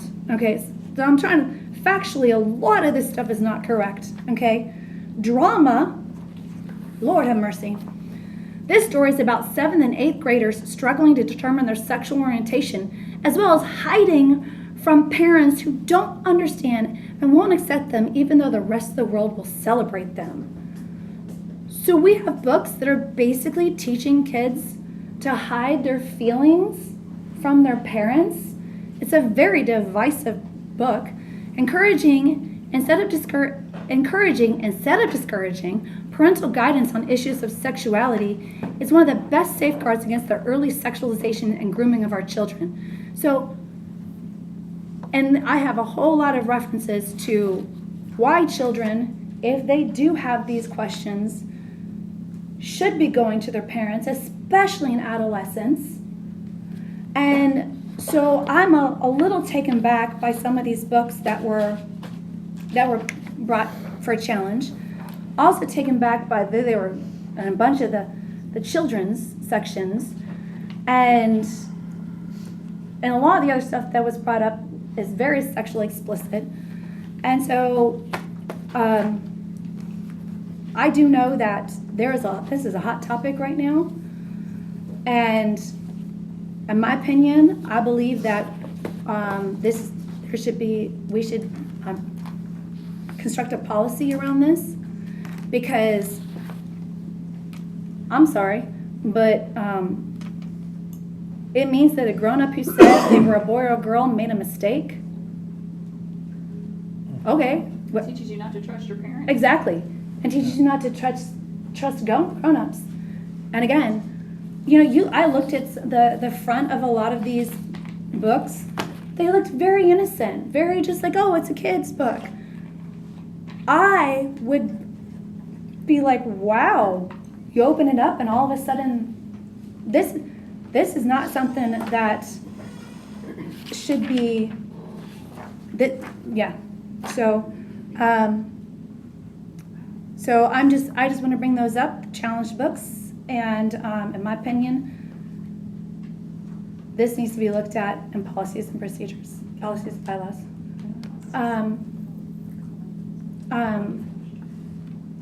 Is it having to do with policy, or is it having to do with the books? Policy and policy. So last year when you created the collection development policy, and this is me not knowing, but so going through the procedures that are already listed in here, how many times have you done that? Or is that something that have you kind of tested out this policy? That's basically what I'm asking. Because this sounds like to me, like you have a bunch of challenge books, and policy was kind of created to make sure that each of those books were kind of going through this, like going through this process and seeing if it works. All of them are going through the process right now. Okay, because Yeah. I think that, looking at each, I'm sure and it sounds like you're right, there might be some stuff in each of these books that is problematic, but focusing on one book at a time and maybe having a committee, I don't know if this is something that you guys do, but having a committee that goes through and reads, or at least goes through each of these books very carefully to then make a decision about what you want to do with them. Well, right now, Anita it's has them pulled, and she's looking. She's But looking, okay. but I wanted to look at these books, and I wanted to see what was going on with these books, just so we're looking at them, and I was like, wow. So she's looking at the right now books, she's looking at, and then the recommendation from her will come to the board. Is that how that works? yeah. Okay. So we have to know all the challenges, because here, the reason why we have this is because. Point of order, I think. When 1 second, Paul. Is because they're looking at it, but we are to be notified of the books so that we can also know what's being challenged. So that gives us the authority that if we want to look at the books and be like, no, we can pull them if we want to. Because all in all, it comes down to us. As stated in the resolution that was brought forth by the commissioners, it is our responsibility to make sure that the libraries are safe. So whether or not their decision is, and if we go, no, we kind of want it, it's really our responsibility. So the buck stops with us, and that was told to me by our attorney when we made the collection development policy. Basically, the buck stops with us. So. But the way the policy is currently constructed, the directors have the first decision. Correct. And then the decision may be appealed, and it has to come before the full board. But it doesn't mean that we can't pull a book if we don't want to. No, we're citizens. Yeah, We can go in and we can challenge a book too, As a just board, like everybody else. As a board, we have full authority to do that as well. Okay, all right, moving on to C, pay for Phyllis. Any other discussion on that? So we're not looking for any action on B? No, there's no Just a action. report, okay. Just a report, and then letting you know that policies and bylaws, I do want to address this in policies and bylaws. Okay. Pay for Phyllis, Westmoreland Interim Director. I'll entertain a motion to open up this for discussion. So moved. Second. Jim, Mike, all in favor say aye. Aye. Anybody opposed? Any abstentions? I want to say right now that Phyllis is doing an amazing job, and what I have found out is that she was dropped a whole lot of things on her lap that I really feel she wasn't aware of that was going to be her responsibility, and there was a lot of details left out. And so Phyllis is doing absolutely phenomenal. She asks for help. As we know, Shannon was supposed to go up and do the budget with her. And Pam, you can attest to that as to what Shannon had said. And then Phyllis really needed help, and she did great. She was just like, I didn't know I was supposed to do the budget. I was like, yeah. But she's doing great. Found out yesterday also that I told her, I said, we got to get the windows going. She's like, oh, we do? And I was like, yeah, the money's gonna go away. She was like, oh, I didn't know that. So, also didn't know that she had to do, reports for us. I'm like, oh, okay. So I helped her through that as well. So we were told that she knew exactly what she was doing, and it just breaks my heart that there's some things that were missing. But Phyllis, we support you, and you have my cell phone number and Pam's number, and Pam, you can talk to the whole budget thing. Oh, I will when we do the report. Okay. So I believe that, it's taken a minute to find a director, and in my opinion, I believe that Phyllis is doing a bang-up job, and I kind of feel like I'm dealing with Alicia all over again. Like, what do we do? And that's okay. So I believe that she should get a raise in pay, and back pay as well. In my opinion, she took the position January 31st. And the hardest time.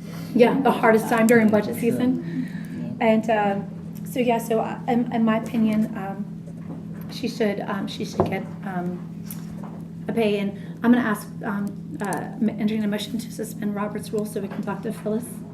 So moved. Second. So moved by Kaylee, second by Mike. Okay, all in favor say aye. Aye. Anybody opposed? Any abstentions? Hi, Phyllis. You're doing amazing. And we are here to support you. I will drive up there, whatever you need, girl, okay? And I know Pam has come to visit you, and anybody here come and see you, and if you need a volunteer, come and help, okay? And I apologize, I meant to bring the budget in front of me. She has it. You have the budget? It's in our packet. It's in our packet, okay, great. So what is your pay at this time? I think it's right around 17? What's your, do you get salary? No. You're 17, oh Lord. Yeah, and I'm just set up for 35 hours.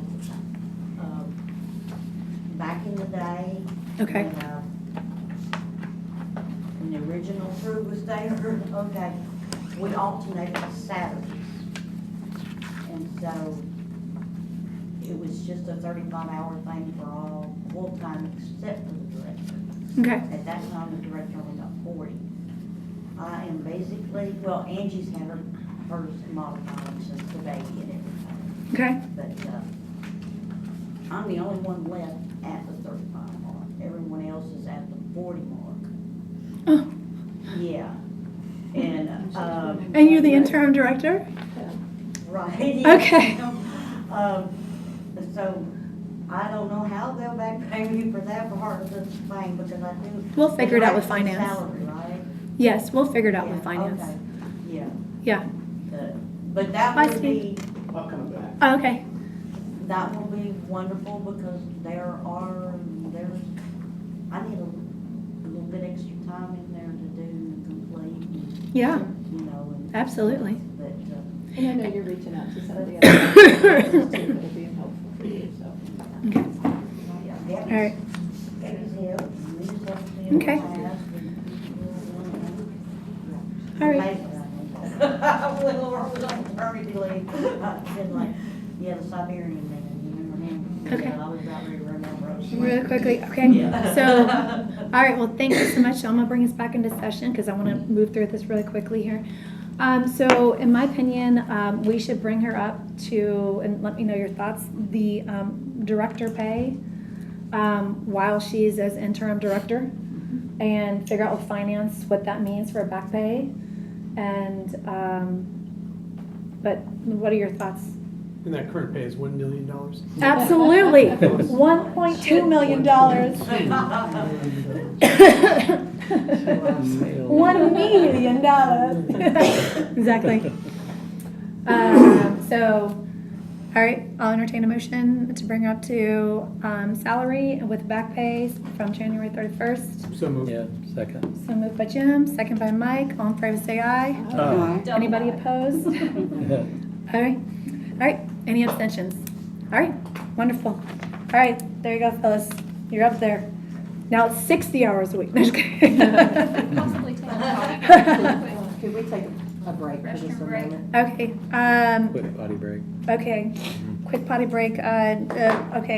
Motion for recess right now. So moved.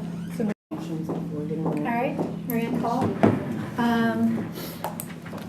Call's back into session. All right.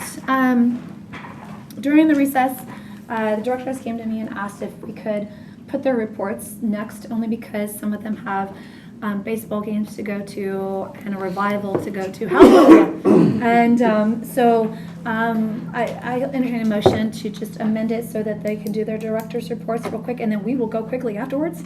So Okay. So moved by Paul, second by Jackie. All in favor say aye. Aye. Anybody opposed? Any abstentions? And just a reminder to the directors, it is 3 minutes. We ask that you stick it to 3 minutes, okay? So first, we're gonna go with Gallatin, with Gabby.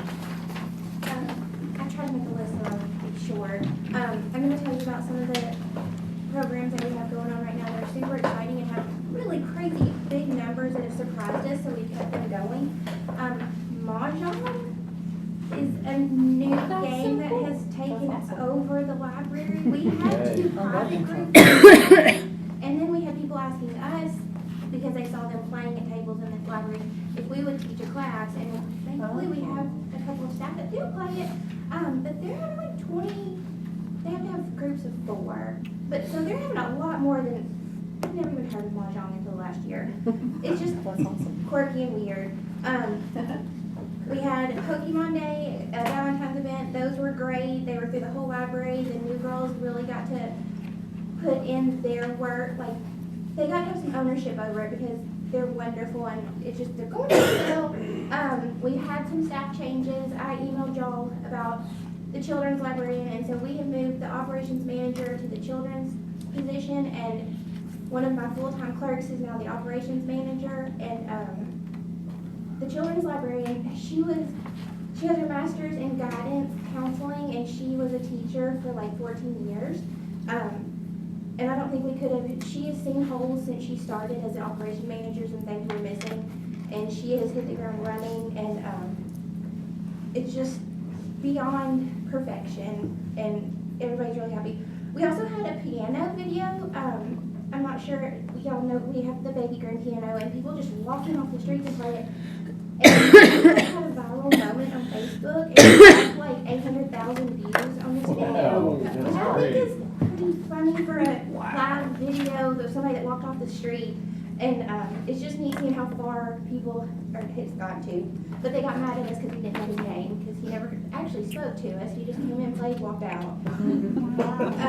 We've been doing a lot of our planning for the summer reading program, and we're really focusing on art this summer and creating and all kinds of, we're kind of mixing in sports and dancing and reading and art and all medias, and it's just, this is going to be one of my favorite summers ever because art.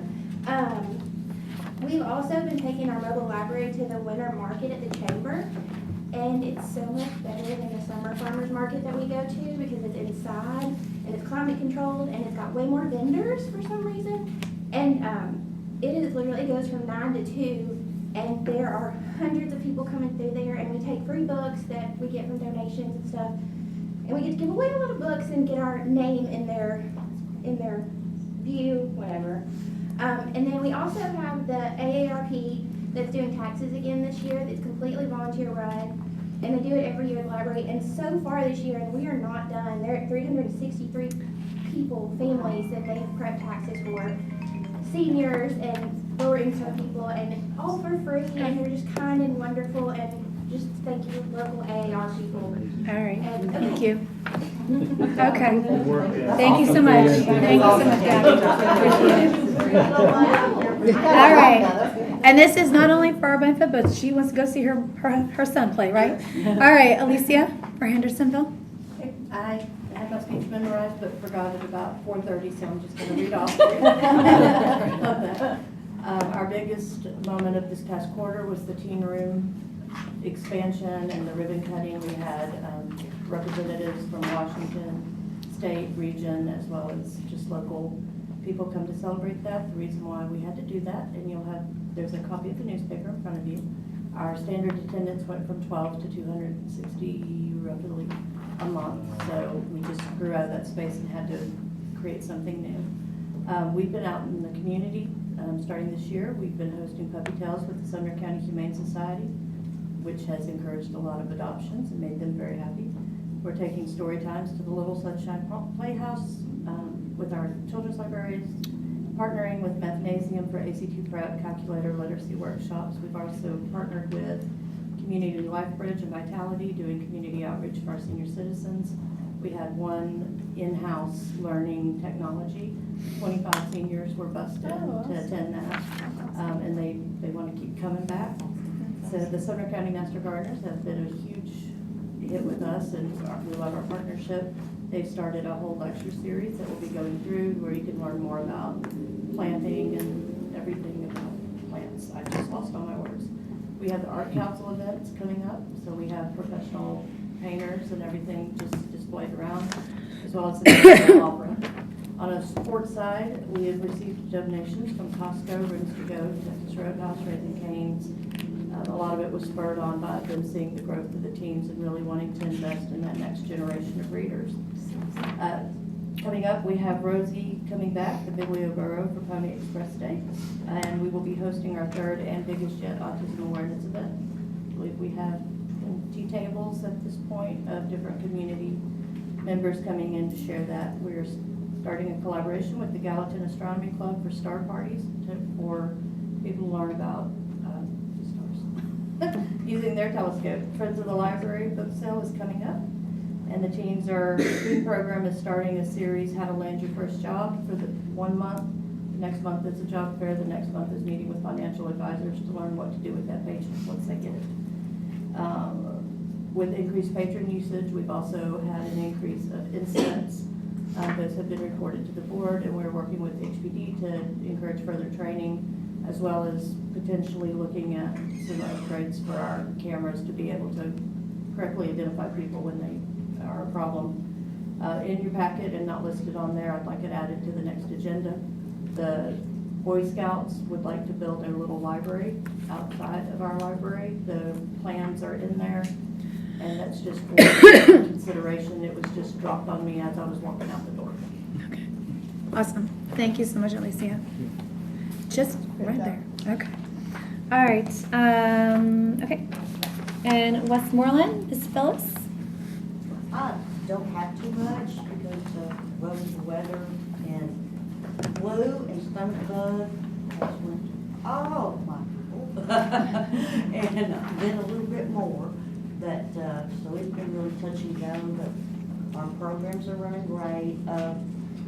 The only thing I know is our homeschool program got too successful, too huge.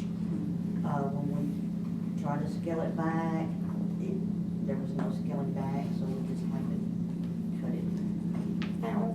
When I went into the room where the children were, because you can't have it in one of our big rooms because of the littler brothers and sisters, and they're there. But when I went into the room where we had, that age group and counted, and it was working out a little over 2 people for the fire marshal square footage of 1. Oh. So there was just no way to tone it back. So we found it in partnership with one of the churches, like a satellite program. Awesome. So I wish the adults would do that. Yeah, your crickets anyway, but anyway, they just will not show up. I don't know if it's because we're such a community town. But other than that, our paint job is done. Lauren had put in for the paint, and she picked out the colors. It looks awesome in there. Y'all see it, what's fresh and new. And then, of course, we're working on the summer reading, and we've got all these big ideas. I hope we can execute all of them. Yeah, and that's basically about it. And we're moving along with our programs, and everything is going good. And Awesome. Thank you. Thank you so much, Thanks, Phyllis. Phyllis. All right. Sorry, hold on a second. Hold on. Okay. All right, and Millersville, Amy? I'll be real quick. We're on point for our budget. This was the second year I got to go do the one foot blitz at the elementary school, and it's so much fun. I hope I get asked back next year, because that's, if you've been in Sumner County, you know what a huge thing that is, what a big secret is, and like, I'm good at keeping secrets until it's something really exciting, and then I want to tell everybody. So it was really hard, and it was so much fun. The kids loved it. I was up there for a couple of hours. We have gotten so much positive feedback from our updated hours.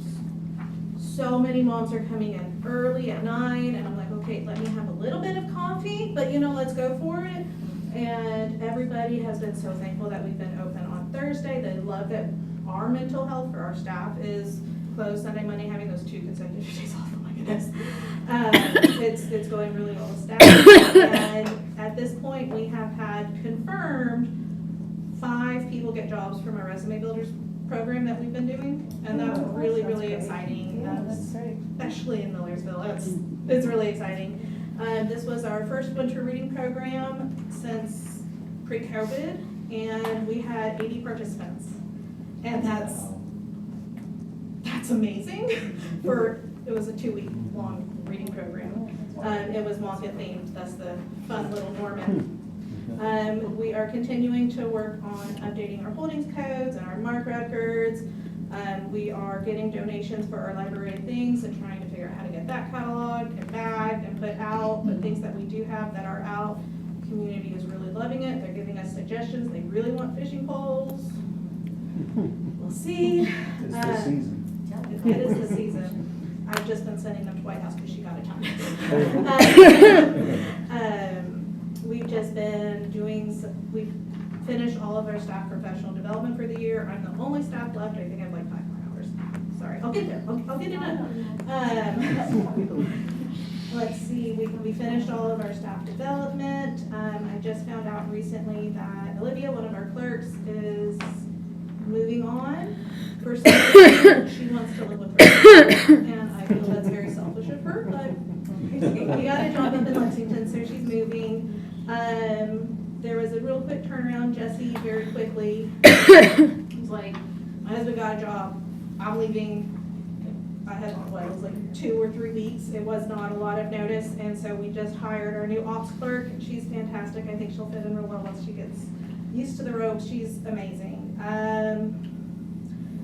We're growing and growing and growing. We had a small program today and only had 25 people.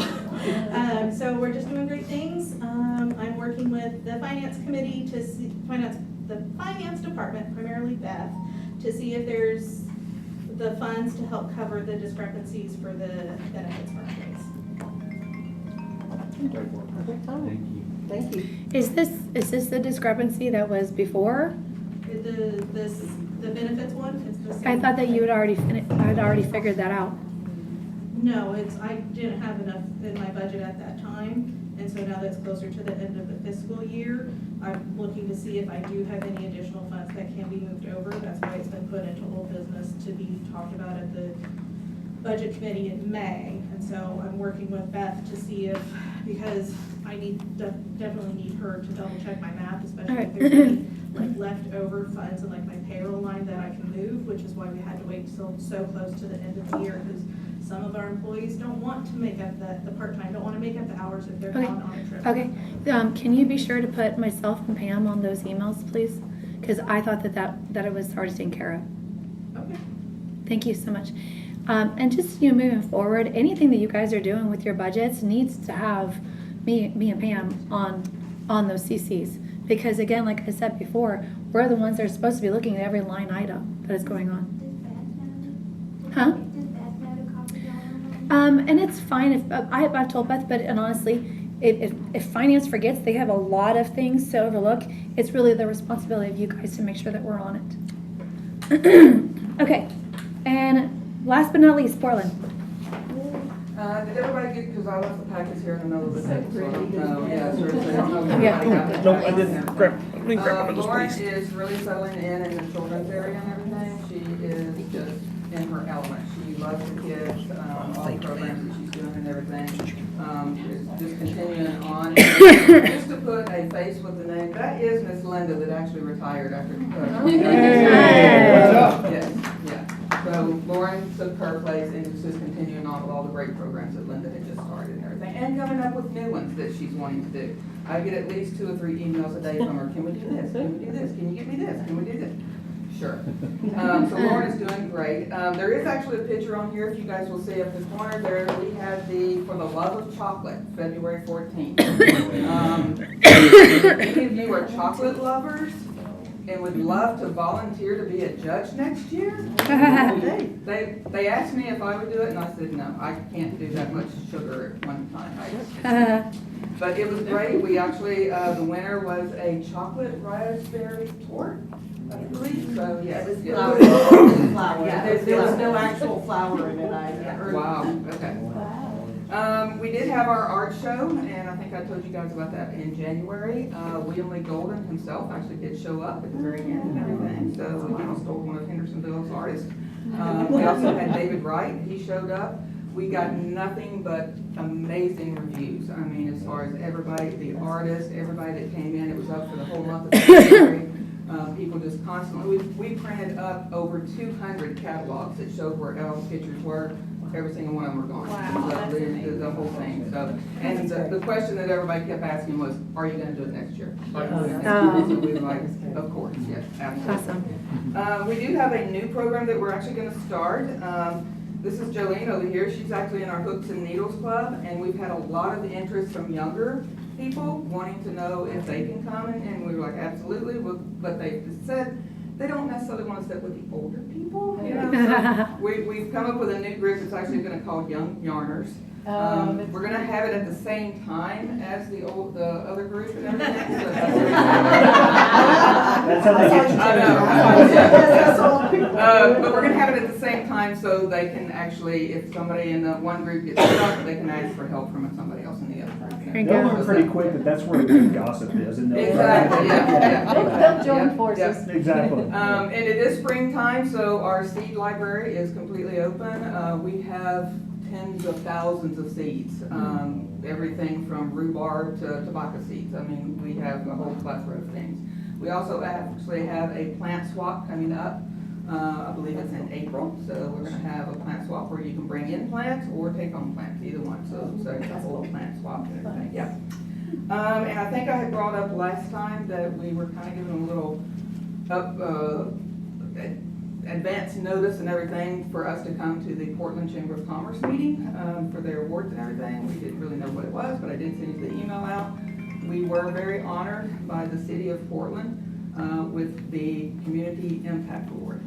Awesome. And I did not realize that Congratulations. it was such a big deal, but it was actually the very last award that was given out that night, and it was the culmination. That's the big one. Exactly, yeah. We got standing ovation, so Linda was there with us. I took her, so this is the 2024 year and everything. But, Awesome. we do have that Thank award you. sitting on our counter at checkout and everything for everybody to see.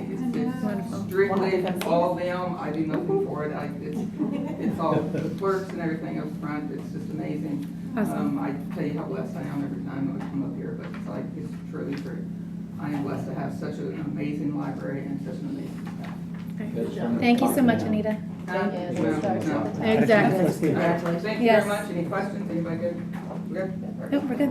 All right, thank you guys so much. Have a blessed Very night. much. Okay. Oh, she can, she's gonna stay. She's staying with us. You're staying with us, Cecilia, right? Do you? Okay, yeah. Okay. All right, okay, so now we're gonna move on to the April Library Board meeting date. And generally it's, Yeah, we have a study. well, a study session, so April 9th. Yeah. So we're gonna turn that into, I'm just going to ask Pam or tell Pam, I'll give you right away. Okay, send you an email. Okay, that's perfect. Okay. Thanks so much, honey. Thank you. Okay. Send you my calendar too. So the study session is April 9th, so we'll just turn it into a regular meeting. Is everyone good with April 9th at 3:30? Yep. Okay, all right. Quick question. Yeah. Since we're talking about a board meeting date, that September 10th board meeting date is in conflict with the trustee training date that they announced earlier, which I would dearly like to attend that trustee training. I'm wondering if we can get that on the agenda next, at that, I guess maybe I just email that, because we can't talk about it now, can we? Can we talk about that date? You can just email it to us. I mean, we can change it in April. That's Okay, fine. that'll work. Yeah. So I just want to move along here. Sure. So, okay, so you can get to your wife's Yeah, birthday. yeah, Already yeah. fun. Yeah, okay. Yes, We went last yes. year, it was fun. Yes. It is very. Okay, so That's entertain a good. motion for April 9th, 3:30 PM for our next meeting. So Date. moved. Okay, so moved by Mike, second by Kaylee. All in favor, say aye. Aye. Anybody opposed? Any abstentions? Okay, great. All right, training for staff check-in. All of our directors just left. But Cecilia, are you aware of the training, where they're at on that? How are they I doing? don't have the numbers, but Caitlin is paying careful attention to it. Okay. And we've been sending reminders out, and, these guys come to a bunch of trainings, so we see them, so I'm not worried about them, actually. Okay. I think they're doing really well. Awesome, great. I just found out that that's something we need to be monitoring, so we will be monitoring it. Yeah, so we kind of do it from our office, and then we ask them to track it on their own too, and then just kind of give us those hours. Yeah. So, Well, we're gonna start having them send it to us as well, since we have Okay. to monitor it. yeah. You know what I mean? Because we want to make sure that they're all doing their trainings. All right, next, we're gonna move on to trustee certification update. We have some trustees. Have you finished your trustee certification date? I'm working Your on it. modules? It's not all the way Okay. done, but I am Okay, one working more. on it. Okay, awesome. And then. I'm finished. You're finished? Okay, anybody else? Okay, We're all they're all good? Yeah, the Okay. triples over here, we got it. All right, so, great. Okay, and then we're gonna move on to the donation update. Yeah. I call us the triplets, they thought it was. You guys received a resolution that was passed on January 27th of 2025 that the money will come. It has been put in a special fund for the Hendersonville Library. I am now talking with finance to see what is the next step and budget to find out what the next step is. So just wanted to give you guys an update. They have accepted the money. Now we gotta figure out what the next step is. Okay? All right? All right, This so, is forward Yeah, steps. just getting it accepted. all right, the Friends fundraiser. We just need to approve this if everyone is good with it. The Friends of Portland Library request permission to hold a book sale fundraiser on Saturday, May 17th. So I will entertain a motion to approve the fundraiser for May 17th. So moved. So moved by Pam, Second. second by Jackie. All in favor say aye. Aye. Anybody opposed? Any abstentions? Okay, great. All right. Thank you. Yes, you're very welcome. Thank you. Yes, we Thank know you it goes so well. much. All right, treasurer's report. Pam? Yes, ma'am. So, the year-to-date budgets for Millersville, they are at 65% of their budget, and they still have 3 months left for their budget, so they've done a great job. Portland is at 62% of their budget. All of them have done just phenomenal. And I know that they have a lot of things that they're holding back just for the end of the year to do book purchases and stuff like that. Gallatin is at 64.2%. Moreland is at 65%. And Hendersonville is at, this one doesn't want to come loose, at 60%. So all of them, their line items and everything are great. One of the things that I did just before the budget, because this is my first year on the board and my first year being responsible for the budgets, I did go meet with Beth and spend a couple of hours with her just to try to understand a little bit more. And I took on the Westmoreland budget knowing that Phyllis wasn't going to be familiar with what she needed to do. Lauren was there to help on that first go-round. And so I went up there just to make sure that I knew what needed to be done and also what Phyllis needed to be done. And we did have to do a couple of other additions. And when we submitted the budget for Westmoreland, there were two things that were left off of the budget that weren't the line item things to be considered in the budget, but they were for capital funds. And it was computers that they're going to need, 5 computers and a laptop, to the total of about $3,600. And when Phyllis and I went over the budget, it was on the budget, but we didn't have the amount for it, and we did receive it from Robert, and it was my responsibility to follow up back with Phyllis to make sure that that got included, and it did not get included. So we are going to have to go before the commissioners to have some capital funds allocated for those purchases, because they do need to be made. And there was a little bit of confusion on the AED. Remember, we talked that they needed to be considered as a line item, and then Shannon thought that perhaps they could be considered for all. So that one did not get included in her budget either. So we will go before the commission and try to address those things. And Phyllis does need some additional help and support, and we're working with the windows and things right now to get those funds because they've already been allocated. So she really does need help, and back to assigning each one of us to a library so that they do have that point of contact. And Shannon was gonna, she was assigned to Westmoreland, but I think she felt that, you know, Lauren had been there for so long that she would be able to help Phyllis get through it, and that's just not the case. So, so Phyllis did a great job. She did the best that she could, and leaving out the AED and the computers was not her responsibility. I mean, it wasn't her fault. It was my responsibility, and I failed to follow back up with her to make sure that those amounts got included. So. And so Shannon did not go to meet with Westmoreland, and did she send you an email telling you? Yeah, she said she wouldn't. She felt like they knew what they were doing, and so I went up there instead. Okay, great. Thank you for. I know that we both took that on, and as a budget committee member, you know, you're the chair, and we were assigned, and so I'm sorry that she chose not to do that. But we do need to make a motion for these amendments to go before. So, we'll I'll entertain a motion to move forward an amendment to the budget hearings for $3,600, the amount of money to cover the computers for capital funds, and then also the line item for the AED for Westmoreland. So I'll entertain a motion. So moved. So moved by Mike. Second by Erica. All in favor say aye. Aye. Anybody opposed? Any abstentions? Okay. And then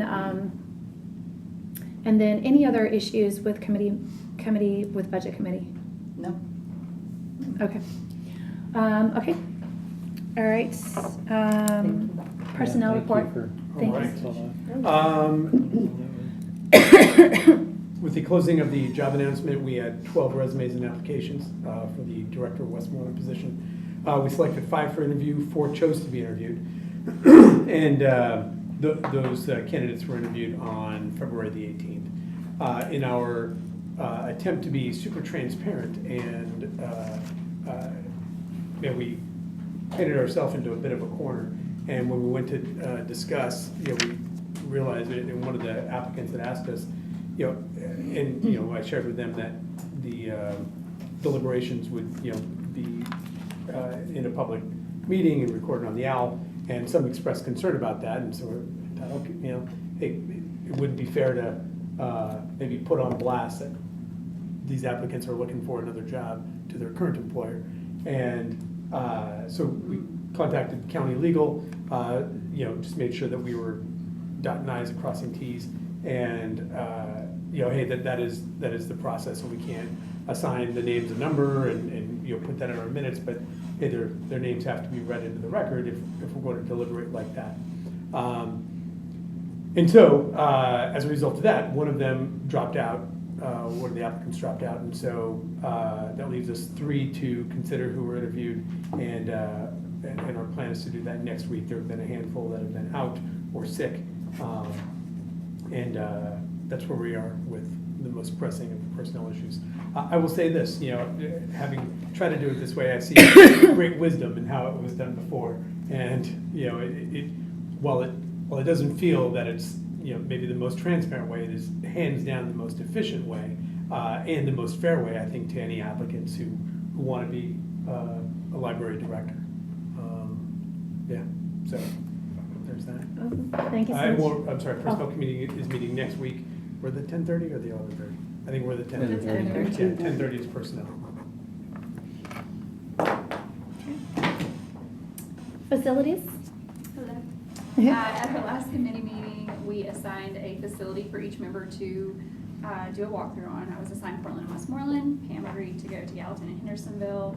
And when I asked Commissioner Bergdorf if she could handle Millersville's walkthrough, she refused and said that they could do it on their own. So with that being said, I will go in her place soon. I had the pleasure of visiting with Portland and Westmoreland back in January. Portland is a wonderful facility that has a few updates they want to make, such as replacing outdoor trash cans, a new rug in the lobby, and adding some community room tables. There were no noted concerns at this time. Next, I visited with Lauren at Westmoreland just before she transitioned. They have done many updates and plan to add a few more to this fiscal year, including the computers and the windows. She also mentioned that they'd eventually love to do something with their front door to make it more handicap friendly, and updating their furniture. While I was there, they were in the process of repairing the walls and painting, so I got to see halfway mark. A big goal of theirs was to clean up and declutter their community room so it can be used. They actually said that it's been that way since Lauren started there, and they have never done it. So they have a whole room there that's never gotten to be used because of just the clutter that's accumulated over the years. One thing noted was that the employees and volunteers did not have name tags on, so I questioned that. She said that the staff members have them and need to wear them. They just don't a lot of times, but that the volunteers don't because they don't deal with the public at all. I look forward to getting back there and seeing updates and goals completed. And then lastly, Pam is getting by Gallatin on Friday the 4th, this upcoming Friday the 4th, and then Hendersonville on Monday the 7th. And I'll be glad to report on them after. Awesome. So 2 things I heard there. Maybe we need to give Phyllis the new updated policies concerning dress code and all that as well. Because volunteer, whether they're dealing with the public or not, still need to have a lanyard and need to have a name tag so that. A lot of times it's a sticker, at least with their name on it or something. Yeah. And then also the refusal of Shannon to go to Millersville. And hearing the refusal of Shannon to go to Westmoreland for the budget. And to my knowledge, I even saw an email about her refusing to go to any meetings before 3:30 p.m. as well. And in our bylaws for committees, there's no time or anything like that. And anybody who's watched any of these knows that our committees meetings are at any point in time. So what I'm hearing is that Commissioner Bergdorf is refusing to do things in both of your committees. Is that what I'm hearing? She didn't even attend the committee meeting that we had. Okay. It was just Kaylee and I. Yeah. Okay. All right. Thank you so much. I appreciate you guys letting me know about that. That is disappointing. And it's something that I will address with Commissioner Bergdorf as the chair of the library board, and to ensure that our bylaws are being enforced, and also why we are on committees. We need to do the job of committees. Okay, all right, thank you so much. So now, Yes. Cecilia. Close us out. Woohoo! 40 minutes before. All right. You got 3 minutes, girl. Yeah, 30 seconds. Okay, first of all, I just want to thank Joanna. I met with Joanna, or Katie and I did a couple of weeks ago, to go through the board appointments, like who's on the board, who went off, who's replacing who. So all of that is going on, and we're looking through minutes, trying to figure that out. And I sent you an update the other day, and just finding out. And just so you know, I am working on that. I apologize, I've been sick. No, but, I'm aware that you're yes. fine, and it's just going to take you a bit, but Yeah. we'll figure it out. And I appreciate you bringing up the comparison or responsibility document. That is something that I think we need to talk more about, just in general. But I do want to say, so you talked about the audits. Usually when you're a county department like you are, it falls under the county. So you wouldn't necessarily get an independent audit. That is not very common. And that was something I was gonna ask you about, because I was like, whoa. Thank And God, so- because they're like $30,000. I know. Yeah, so understand that Exactly. I was gonna talk to you about that, but I'm looking, sitting here going, Yeah. no, I understood that some of this stuff didn't apply to us, Yeah. because we Yeah. weren't that, but I was like, what's an audit? Yeah. What? And the other thing you said, and I didn't have it in front of me, so that's on me, but you talked about removal of items, and that's the role or the job of the library director to do, and that's what we call it reading. Yes, And that is correct. actually listed. We track that in the standards, so they're supposed to add about 5% and read about 5%. It's in our policy too. And it doesn't really, if they do that, circulation normally goes up. It's a good thing. So, Yeah. but, we talk about removal and challenges. I Yeah. just don't want to confuse the Sure, two. yes. Anyway, so I did send the report out to you guys, and I just gave you a written copy of it. IMLS, which is our federal agency, some of you have been worried about that, and about that being possibly cut, and federal funding being cut. All of those things have been in the news. So our state librarian came out with a statement a couple of weeks ago, and I sent it to all of you, and it's basically the same thing. So right now, there's no sign that we're going to lose any federal funding to the state library and the regional libraries, and then again our libraries. So we are part of what they call statutory projects or programs or whatever. So the money that we receive from IMLS is still safe. So I wanted to just say that out loud. As of right now, that's what we know. Hopefully that will stay the same, so our libraries don't get hurt by that. The trustee workshop is going to happen on September 10th, and just wanted to get that on the calendar now, and I'm glad that Paul brought that up. So look forward to seeing you for that. The standards for public libraries, for those of you that met with me for an orientation, you know that this is kind of like our Bible. And it lists all the things we want libraries to do to become even better. And we just revised them, we just finished that project, so I'll just go through really fast a few of those. Internet safety and collection development policies should be reviewed annually, and that is part of the library service agreement, so we're just trying to make sure that this reflects the same thing in the standards. So you already mentioned it, and I think it's already in the policies that you're doing this. Bylaws should include your term limits, and they already do, so you're good. We are recommending that you have a code of conduct policy, which I also think you have, and have some guidelines when it comes to public comments, which I also know you have. So I think you're good with all of those. We are asking that all revised policies are filed with the regional office, which makes me very happy because then I can use them. And I've sent you all of our revised ones. You might have. I'll probably email everyone again and say. Okay. Okay. There's lots of little pieces still right now. Still working on the big old bulk. Yeah. I still remember Amy Eller doing that, So, anyway, one thing that we added in here is that library French groups should have a 501c3 status, which I think most of the French groups already have. I think around the state there might be some French groups that don't have that, so that's why we have that in the standards now.